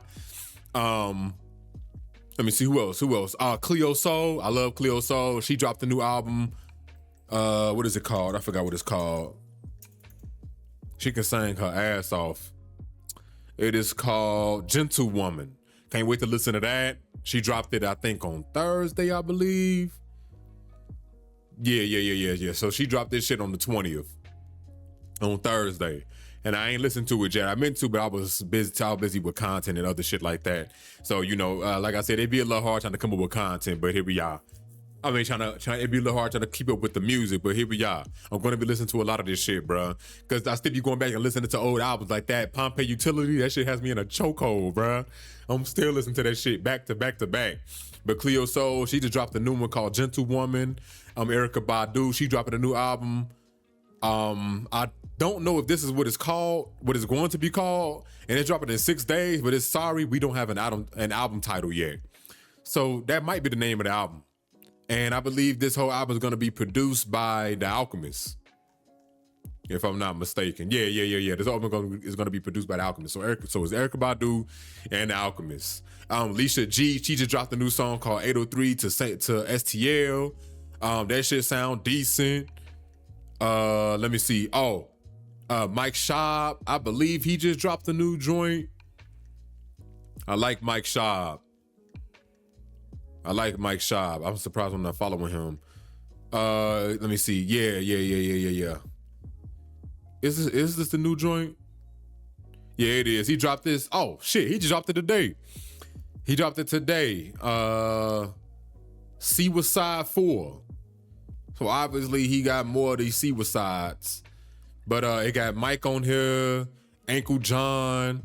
I like Ankle John. He hard. Go listen to him. Yeah, man, I need to listen to that shit. I like Mike Schaub. He go crazy. Let me see who else. I'm still listening to Starter by Mate. The DME. I don't know if she dropped a new album yet. She has not. But yeah, man, it's a few albums that's coming out soon. Oh, Victoria Monet. I like Victoria Monet. She could sing like a motherfucker. She dropping Frequency of Love in 41 days. She got a new album coming, so I can't wait till that drop. Let me see. Yeah, I don't have any new artists to put y'all on as of right now either. So, my apologies on that, but that's some of the new music that is out. Like I said, it's hard for me to keep up with a lot of music, but I will be listening to some music over the weekend and, still coming back and telling y'all the albums that I'm still listening to, because after a week, I like to sit with albums prolonged for an extended period of time, especially for albums that I really, really like. And, that keeps me from listening to a lot of new shit, but I try to keep it with the new shit as much as possible. So yeah, as far as the song that I'm gonna put y'all on, is gonna be MF Doom, Cookies. This is one of my favorite songs of all time. This is the very last song on Food, and it's one of the greatest songs on his album. Another song that I like a lot is Rap Snitch Canisius. I was watching this interview. I believe it was an interview back in 2009, and I'm mad as hell that I've never seen this interview, but it was from Mos Def. Well, it wasn't even really an interview, but it was just him being recorded in the studio, and he was talking about Food, and he was basically rapping Rap Snitch Canisius. And first of all, I'm mad as hell that I did not know about this fucking video or this recording of Mos Def, because I love Mos Def. He's one of my favorite rappers of all time. I'm mad as hell because my favorite rappers love Mos Def. My favorite rappers love MF Doom. MF Doom is a lot of people's favorite rapper. You understand what I'm saying? He had a hot take too. He said he would bet $1 million on MF Doom against Lil Wayne. And I 100% agree. I would take MF Doom over Lil Wayne. Sometimes, I try to think about it, but like, I'm upset that I wasn't listening to MF Doom in my youth, because I would have fully loved MF Doom. Like I told y'all before, my first time hearing MF Doom was on the original Saints Row, because Money Folder is part of the soundtrack in Saints Row. And I used to listen to it, and sometimes I skipped it, but I never went back to look at who was MF Doom. You understand what I'm saying? And that would have took me into a whole new thing, because I love MF Doom now. You understand what I'm saying? And the fact to know that Mos Def love MF Doom. MF Doom is one of my favorite rappers of all time. He's in my top 5. You understand what I'm saying? And shout out to Audrey again. She is no longer on the internet. I don't know what happened, but I hope she comes back. She one of the reasons why I was like, you know what? I listen to MF Doom. I've always known about MF Doom. He's always been a part of my life in some way, whether it was playing Saints Row or watching Adult Swim. In some way, the universe is always bringing me back to MF Doom for some reason. So because of Audrey again, I was like, you know what? Let me fully dive into his catalog, starting with Operation Doomsday, of course. And I know a little bit about, and I know some about his lore, you know what I'm saying, when it comes to his siblings and shit like that, and how he grew up and where he's from and all of that shit. Very interesting man. And that metal mask, knowing that, you know what I'm saying, it was a play on Dr. Doom, just made it even more better for me. And it made me want to go dive deeper into Dr. Doom's lore and shit like that. I've always had artists that took me into a rabbit hole, and I'm mad as hell that I didn't use MF Doom in my youth. When I was a child growing up, listening to MF Doom, it took me through a rabbit hole, because MF Doom definitely took me through that rabbit hole, man. And the way he rap is so unorthodox. Is though his wordplay, the way he put words together, and structure his songs, and man, it's some of the best shit that I've ever heard in my life. And I'm forever grateful. Like I said, Audrey again, she the one that got me to be like, you know what?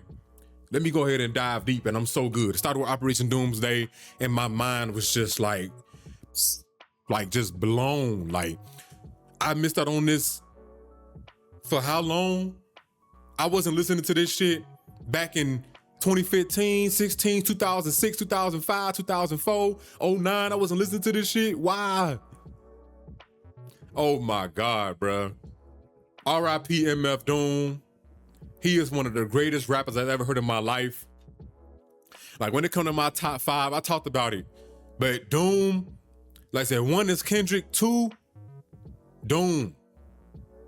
But the more I listen to Doom, the more I be like, you know what? He might be one. He might be one. So let me go ahead and play this song, Cookies. I got to take a water break anyway. I'm going to play this song, Cookies.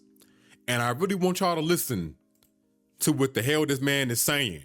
And he come off on this shit hot too. So this is YouTube, I do apologize. This is Cookies by MF Doom. All right, that's basically the end of the 2 verses. The song's like 4 minutes long, but that was Cookies by MF Doom. Do y'all not hear? First of all, y'all caught on to why he named the shit Cookies, right? The nigga is rapping about cookies in the song, and he's telling a whole story. Like, bruh, MF Doom is so raw with it, G. One of the greatest rappers I've ever heard in my life. I have a lot of his vinyl. I have Operation Doomsday, Mad Villainy, Food.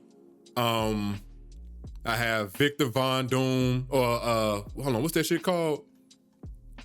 I want to get this one if they have a vinyl for it. The Mask and the Mouse and the Mask, Metal Face Edition. If they got a damn vinyl for that, I want to find that. Let me see, the Mouse and the Mask. That shit hard. What else, man? I want to get the Mad Villainy demos on vinyl too. Which that shit sound nice. Let me see, what else do I have? I have a lot of his. I have King Ghidorah. I got that. That shit hard. Man.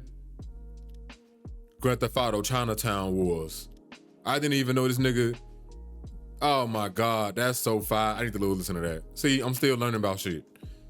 Big fan of his, bro. And he's to make his own beats too. Big fan of MF Doom. I want to get Metal Fingers, all the volumes is I want to get all the vinyls for that. It's basically a shit ton of albums that's just nothing but beats. And I heard a good portion of them, and that shit is fire. That shit fire. Yeah, well, here you go. The Vaudeville Villain. I got that on vinyl. Like I said, I got King Ghidorah. I have, what else I have? I ain't got the Doomsday EP. I need to get that. I got Operation Doomsday. I have, do I got Black Bastards? I think I got Black Bastards on vinyl.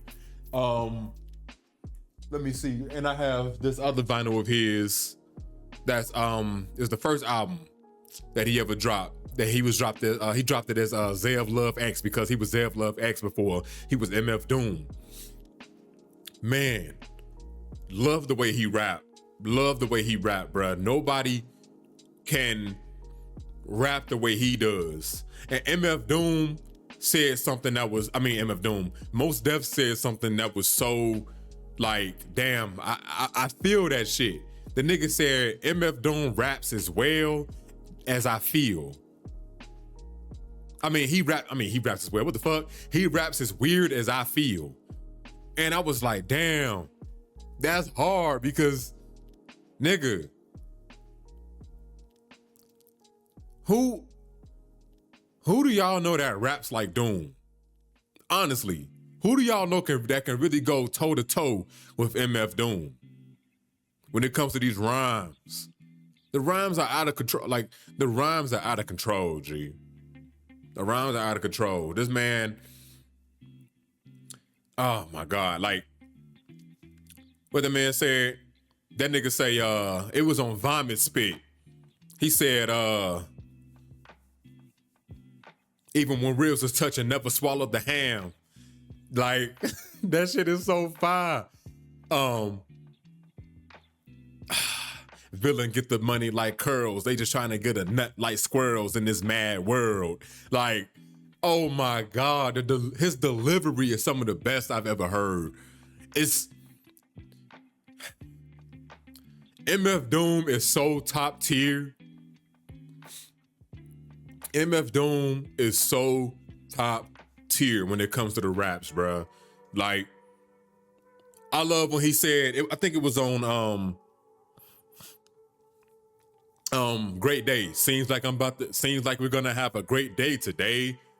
I just caught a stray like a stray on the wait, what did he say?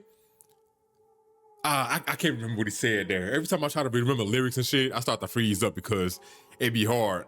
Or all caps. It never really mattered too much to me. What'd he say? But I was just too damn old to MC. Hold on. This is not all caps. But all that really matters is if your rhymes was ill. Hold on, what'd he say? Girl, that's all that really mattered to me. Oh, baby. Okay, yeah, that's a great day. Seems like we're gonna have a great day today to get some fresh air like a stray on the straightaway. Hey, you, got a light? Nah, Bud Light. Early in the morning, face crud from like a mud fight. Looky here, it's just the way the cookie tear, prepared to get hurt and mangled like Kurt Angle rookie year. Oh my God. This nigga is cold, G. MF Doom was so raw. Man, the best rappers are the ones that make you laugh, bro. I swear to God. And he make you think like, damn, what did he just say? Did he really just say that? Bro, if you have not been listening to Doom, I don't know what the fuck to tell you. He is one of the best. He top 5 all time. I'm sorry. He top 5 all time. I ain't heard too many niggas that can rap like this. It's just the way his ebb and flow, the way he weave through the beat. It's just like, but a nigga is like a waterfall, G, like he sound like, his rhymes is like when you floating, when you in the body of water and you floating and you just coasting through. That's what his rhymes sound like. But at the same time, he has a sense of urgency in his rhymes. Like, oh man. MF Doom is one of them ones, man. I really wish I met him. I really wish I was old enough to go to one of his shows. I really wish, back when he first dropped, fucking Mad Villainy and M Food on the same year. I really wish I was there for that, bro. I really do. I really, really, really do. And the fact that he got an album, and the fact that he has a couple songs, I think he got a whole album with Ghostface. Like, man. Or he got a couple songs with him. I see he got it's Angels, if you ain't heard that. With MF Doom and Ghostface Killers on his Reborn. It's on, not Reborn, Born Like This album. Man. Bruh. He can rap on any beat. Man. R.I.P. MF Doom, bruh. He one of them ones, one of the best rappers I've ever heard in my life. And nobody can really hold a candle to him. Not many. Not many can really hold a candle to Doom. He got a song with Westside Gun. Or Westside Gun and him has a song together. It's called Westside Doom. That shit. He was tapped in. Oh my God. Just, man, I wish I could have met this man. I really do. I really, really do, bro. As in my top 5, I gotta say this one more time before we move on to the next topic, and you already know we getting into is investing. But my top 5 is Kendrick Lamar or MF Doom. You can flip flop. But Kendrick, MF Doom, Mac Miller, Ab-Soul, J. Cole. Or Nas. Or Earl Sweatshirt.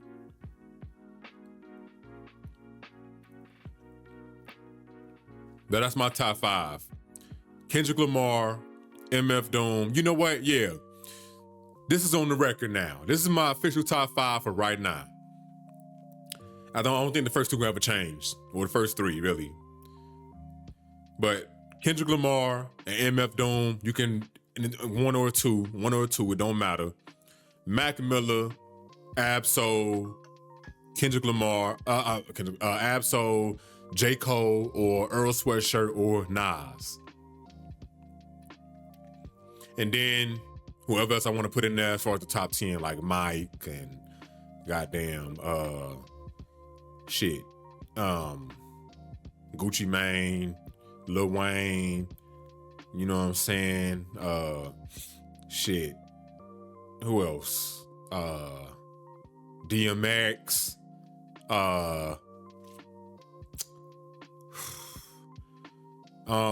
Wiki, and it's a lot more. So many artists, bro. It's too many. I can't think of the top of my head. Neonte in my top 20. He might be in my top 10 for real too. Neonte hard. I really do fuck with his music heavy. But yeah, man, it's just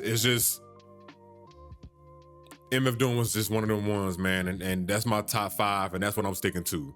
So I'm gonna say it one more time. Top 5: Kendrick, MF Doom. You can flip flop between them 1 and 2. Mac Miller, Ab-Soul, J. Cole, or Nas, or Earl Sweatshirt.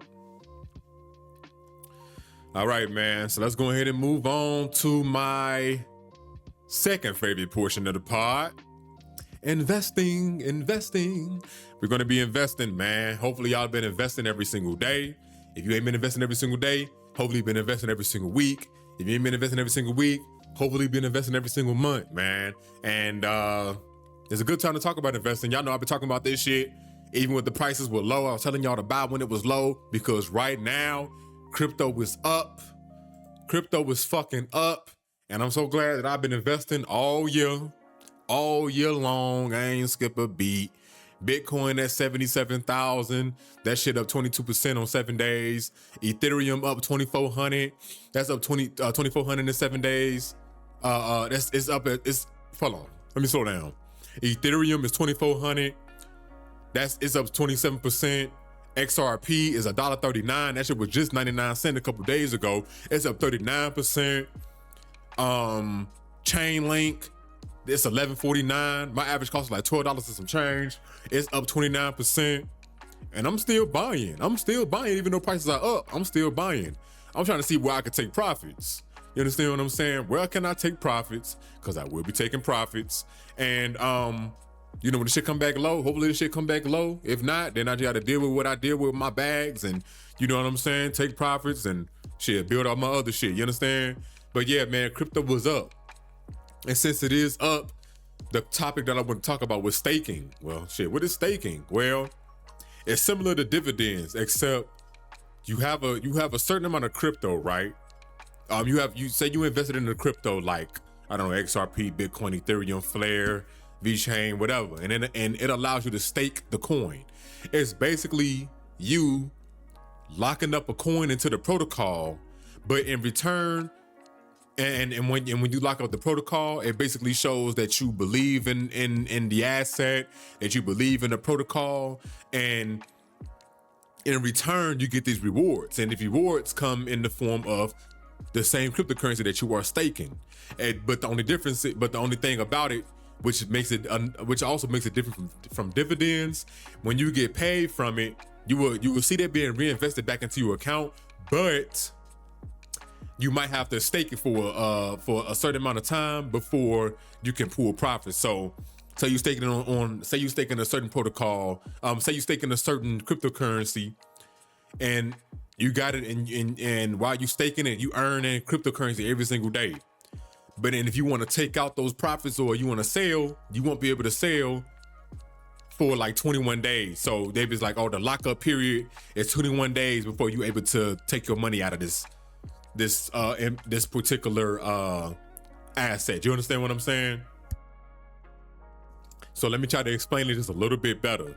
So staking is basically you locking up your coin inside the protocol, and in return you get rewards. You get paid for it, and you earn crypto every single day, every single week. It'll tell you, but you have to lock it up for a certain amount of days before you can withdraw funds. Now on the Uphold account, it's certain cryptocurrencies that you can lock up, and it has no no lockup period. You can stake today and unstake tomorrow, and you good. You got to do your own research on what coins allowed at. And just so you know, this is not financial advice. I am not a financial advisor. I'm only telling you what I'm doing. I'm staking a few cryptocurrencies, and say when you staking, right, you staking right now and you getting paid every day or weekly. When the coin goes up, when the market goes up and the coin goes up, you're gonna earn more on that coin. You understand what I'm saying? And the more you earn, the less you wouldn't even have to sell your cryptocurrency anymore. You can just take whatever you're getting paid weekly, daily, monthly, and you can use that to live off of once you make enough of it. You know what I'm saying? Once you have enough time and money and compound it and invest it over a certain period of time, you better live off of that. You never got to sell that shit again. And then by time is for you to perish, you could pass that down to whoever you want to pass it down to, whether your children, your grandchildren. You understand what I'm saying? Whoever else, your god kids, whoever the fuck it is, bro, you can pass that shit down to whoever it is. You understand what I'm saying? And they would never have to work. And you can have it in your will or whatever the case may be. They have to get to this certain age at this certain point in time. They have to have this in place before they ever do this. And they will have to know and learn that they don't have to sell out of this, and know that they got a budget and they can live off of this based off of X, Y, and Z. Like, it's so many things that you can put into place. You understand? Where like the money can stretch for generations to come. Bitcoin is going to be mined for the next 100 years. Granted, it's gonna be Satoshi's coming out of the goddamn thing, but it's gonna be mine for the next 100 years. Don't you want your lineage for the next 100 years be straight? And you can pass down the knowledge that you know on how they can navigate the future 100 years from now. If they see, oh, we got a new asset thing that we can invest in. We invest in this early. We're gonna expand our shit for the next 300 years, whatever the case may be. If humans are around to live that long. You understand what I'm saying? So just take heed, bro. Just take heed in what I'm saying and invest. Invest as often and as much as you can, even with the prices going up. It's not about today, but it's about tomorrow. Dollar cost average. Because at some point, like me, I'm a long-term, short-term trader. I invest for the short term. I take profits. I do what I got to do, but I also have bags that's left for the long term that I'm building out, that I ain't got to touch, that I just continue to put money in. And, at a certain time, whenever, you know what I'm saying, whenever I decide to, sell or whatever the case may be, take profits, I have so much fucking money. Like, I'm a multi-millionaire because of this. I'm retired at 35 because of this. You understand? So just take heed, bro. This shit is not a scam. It's not something that, if you don't know what you're investing in, like these companies, these countries, these big conglomerates, they giving you the blueprint on what you want to invest in or what you can invest in. They're buying billions of dollars of Bitcoin. They're buying billions of dollars of Ethereum. They're buying Solana. They're buying XRP. They buying Polygon. They buying HBAR Hedera. You feel me? They buying Chainlink. They buying XLM, Stellar Lumens. That's XLM. They buying these things. They tokenizing their assets on these platforms that I'm naming. AVAX, Solana. You understand? They're giving us the blueprint. If it's a scam and if it's so fake, then why the fuck are these big companies like BlackRock, fucking Fidelity, are investing in these companies, in these digital assets. Why? Why are these countries creating Bitcoin, what is it? What's the shit? Digital asset reserves, or Bitcoin reserves. You understand? Why are they funding these things if it's such a scam, if it's not real, if it's fake, if that's so fake and unreal, why are these cryptocurrencies being named as the next what's the word I'm looking for? Or the phrase is these cryptocurrencies are the next wave of finance. If this shit was so fake and so just not right, then why the fuck are these big companies and shit investing in these cryptocurrencies knowing that the dollar is losing its value ever so surely? Remember what I told y'all? We $40 trillion in debt. America, I mean, I say we, but America is $40 trillion in debt. And it's rising rapidly, quickly. And nothing is gonna stop it. We're never gonna pay off this debt. America will never pay off this debt. That's why the next transition is cryptocurrency. Bitcoin. Nobody controls it. Nobody can take it away from you. If the internet goes down, you can still send Bitcoin over radio waves. Go look this shit up. Why do you think El Salvador, they got rid of their fiat currency? Now their currency, their legal tenure is guess what? Guess what it is? Bitcoin.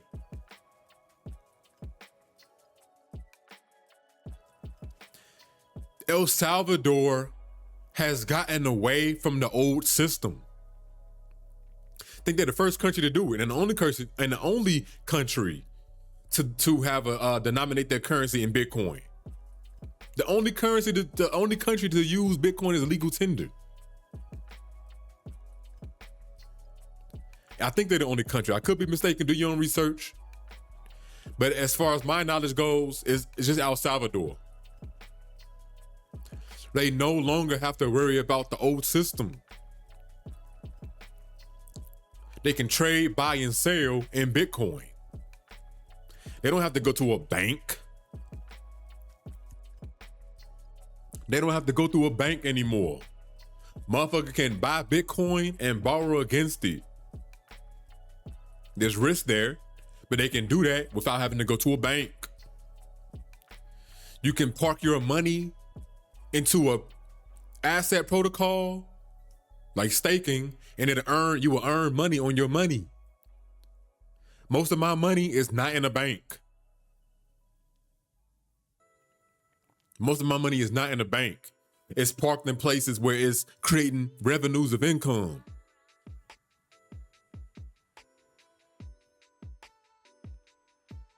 Where that revenue is being used to create more income. Buy more assets, accumulate more assets. I'm accumulating as much as I can because we're gonna hit a supply shock soon. What is a supply shock?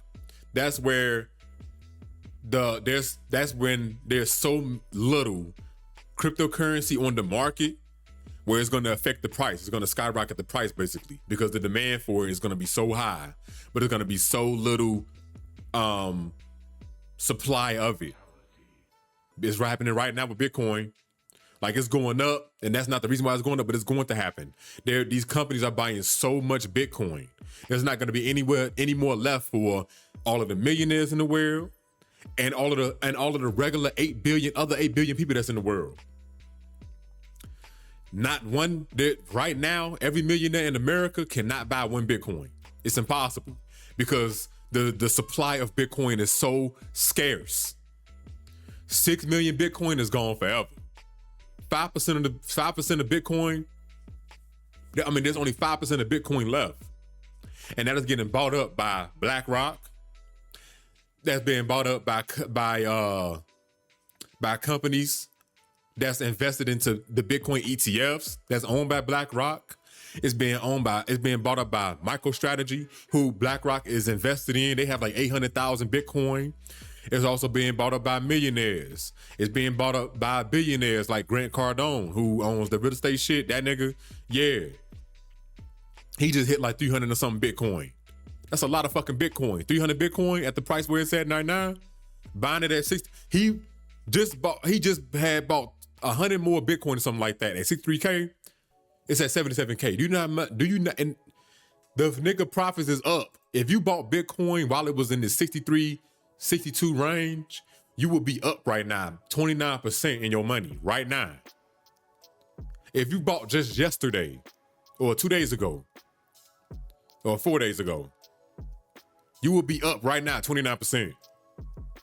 Don't no market move like that other than crypto.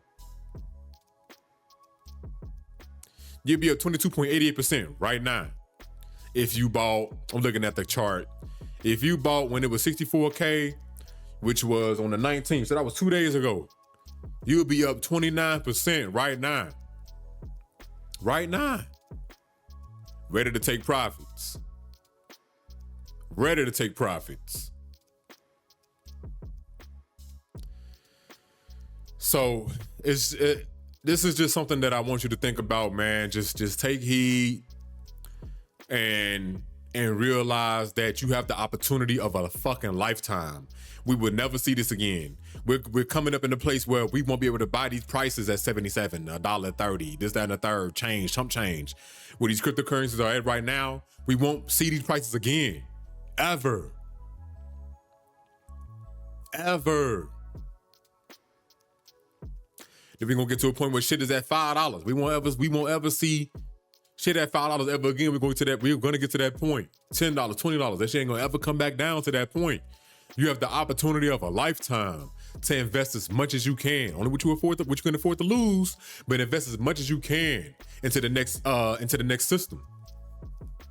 You either do this now, or you either use the rails or own the rails that you're gonna use. And I'm owning the rails that we're gonna use in the future, man. What I'm invested in right now, XRP, which I know the price is up. I'm still getting back into my goal of getting as much XRP as I can. XRP, Bitcoin, HBAR, Chainlink, XLM, VChain, Flare, and Zabet Network. Those are the 8 cryptocurrencies that I'm invested in. I'm gonna still add 2 more to my portfolio, and I'm gonna just let that sit and let it do its thing. And yeah, man, listen, I'm up, man. And I want y'all to be up too. You can be up too. I've been investing all year when prices was low. And I hope this shit come back down just a little bit, just for a little longer. Just come back down for a little longer. Cause I'm gonna borrow from my policy, and I'm gonna invest. It's almost time. I've been waiting. I wish I just did that shit like last month instead of hesitating on it, but fuck it. You know, you live and you learn, because I never done it before. But I've just been waiting. So later this month, I'm gonna see what the prices are looking at. I'm gonna call, hey, I wanna borrow. I need all of it. I'm gonna invest that whole thing in the cryptocurrency, and then I'm gonna just let that shit sit. Hopefully I can get it in at a decent ass price, at a lower price than what it's at now. Then I'm gonna just let that shit ride, boy. Let it double, take my profits and a little extra, repay back the loan, do it all over again. So that is what staking is. That is what is possible for you and your family.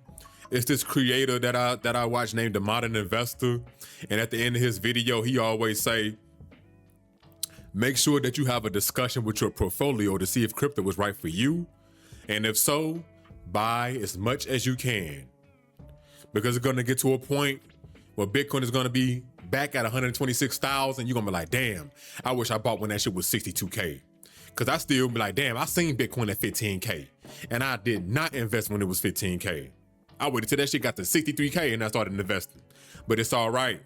Cause now my average cost, 64. Yeah, You know what I'm saying? I'm just buying as much as I can, man. We're gonna get to a point where Bitcoin is at $300,000. Y'all gonna be like, damn, I wish I bought when that shit was 126K. We're gonna get to a point where Bitcoin is at a $500,000. Y'all gonna be like, damn, I wish I bought when Bitcoin was at $300,000. We're gonna get to a point where Bitcoin hit 1 million. Y'all gonna be like, damn, I wish I bought when Bitcoin was only at $500,000. We're gonna get to a point where Bitcoin hit 10 million. Y'all gonna be like, damn, I wish I bought when Bitcoin was just 1 million. Do y'all see the pattern? Don't be that guy. Don't be that guy. So invest as much as you can, as much as you afford to lose, and you only lose money when you sell. So say if you did invest today and you got caught at the top and the market starts to come back down because of a little sell-off, don't fret. Don't be hasty. You only sell when you lose. Buy more. Drop that dollar cost average down. Once it get down to whatever you feel like you're satisfied at, when the shit go back up, and you know what I'm saying, you start to see, okay, I'm satisfied with taking these amount of profits at this number. You start to take profits. Then you take those profits and you can reinvest it or hold it as dry powder to reinvest it later, or put it in your life insurance policy, buy cash in assets like dividends and shit like that. Or you can take that money, buy assets to stake it. You stake it and you make more money on your money, whatever the case may be. You have, or you can use these crypto platforms that allow you to lend out your money. Like Coinbase, you can lend out your money like the banks do. And it's your money, and you start making more money on your money from that. Whether that's 2, 3, 4, 6%, whatever they offering. You understand what I'm saying? You don't need a bank account anymore, y'all. You can use that for like safety reasons. Like, okay, I got this much amount of money in it for daily transactions or whatever the case may be. And me, I have money on all different platforms. You understand what I'm saying? Like, I have multiple bank accounts, all types of shit. So I don't just have all my money sitting in one spot. I don't have all my eggs in one basket, is what I'm saying. I'm diversified across the stocks that I buy, the crypto that I own, who I'm banking with, all types of shit. You understand? And you could be just as diversified. You feel me? So, yeah, man, that's basically it. What I wanted to talk on, speak about, and to let you know that it's possible, bro. Do not get left behind. This is an opportunity of a lifetime to create generational wealth, and you can do it. Like I said, I'm retired. At 35, I'm retired. I'm done. Like, I don't have to do anything if I don't want to. It's basically just on my leisure. So I can wake up whenever the fuck I want to, work out whenever the fuck I want to, you know what I'm saying? Put out content however often I want to, you feel me? Use what I'm living off of and buy more property whenever I want to, all types of shit, man. And just enjoy life as much as possible because of the things that I'm putting in place right now. This ain't no fucking game to me. This is serious. Especially growing up poor, I'm not having it. I would never be poor again. I would never be poor again. Ever. I would never have to worry about money. I would never have to worry about where I'm a fucking, where I'm gonna eat at or how much the shit costs when I go clothes shopping, whatever. I'm no longer looking at price tags. I don't do that no more. Because of the shit that I'm doing right now.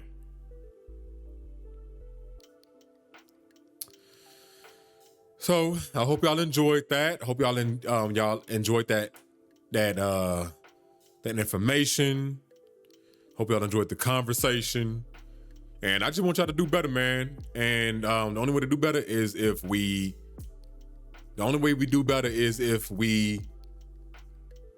it goes back to the food that we eat better, we feel better, we look better, we do better. You understand what I'm saying? Like, there's always an up and up with us. You feel me? There's no going back after this. Once you start, ain't no going back. This is your line in the sand right here. This is your line in the sand right here. You ain't going back, boy. That shit over with. You're done. You done with the shitty routine that you have when it comes with your money. You done not having a budget. You done spending your money all willy-nilly. You done spending your money on shit that doesn't serve you long term. You're done. You now have full control over your finances. You now have full control over your life.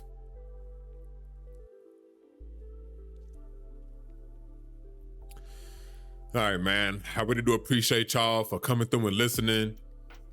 This was a lot of fun. I always have fun with these types of conversations.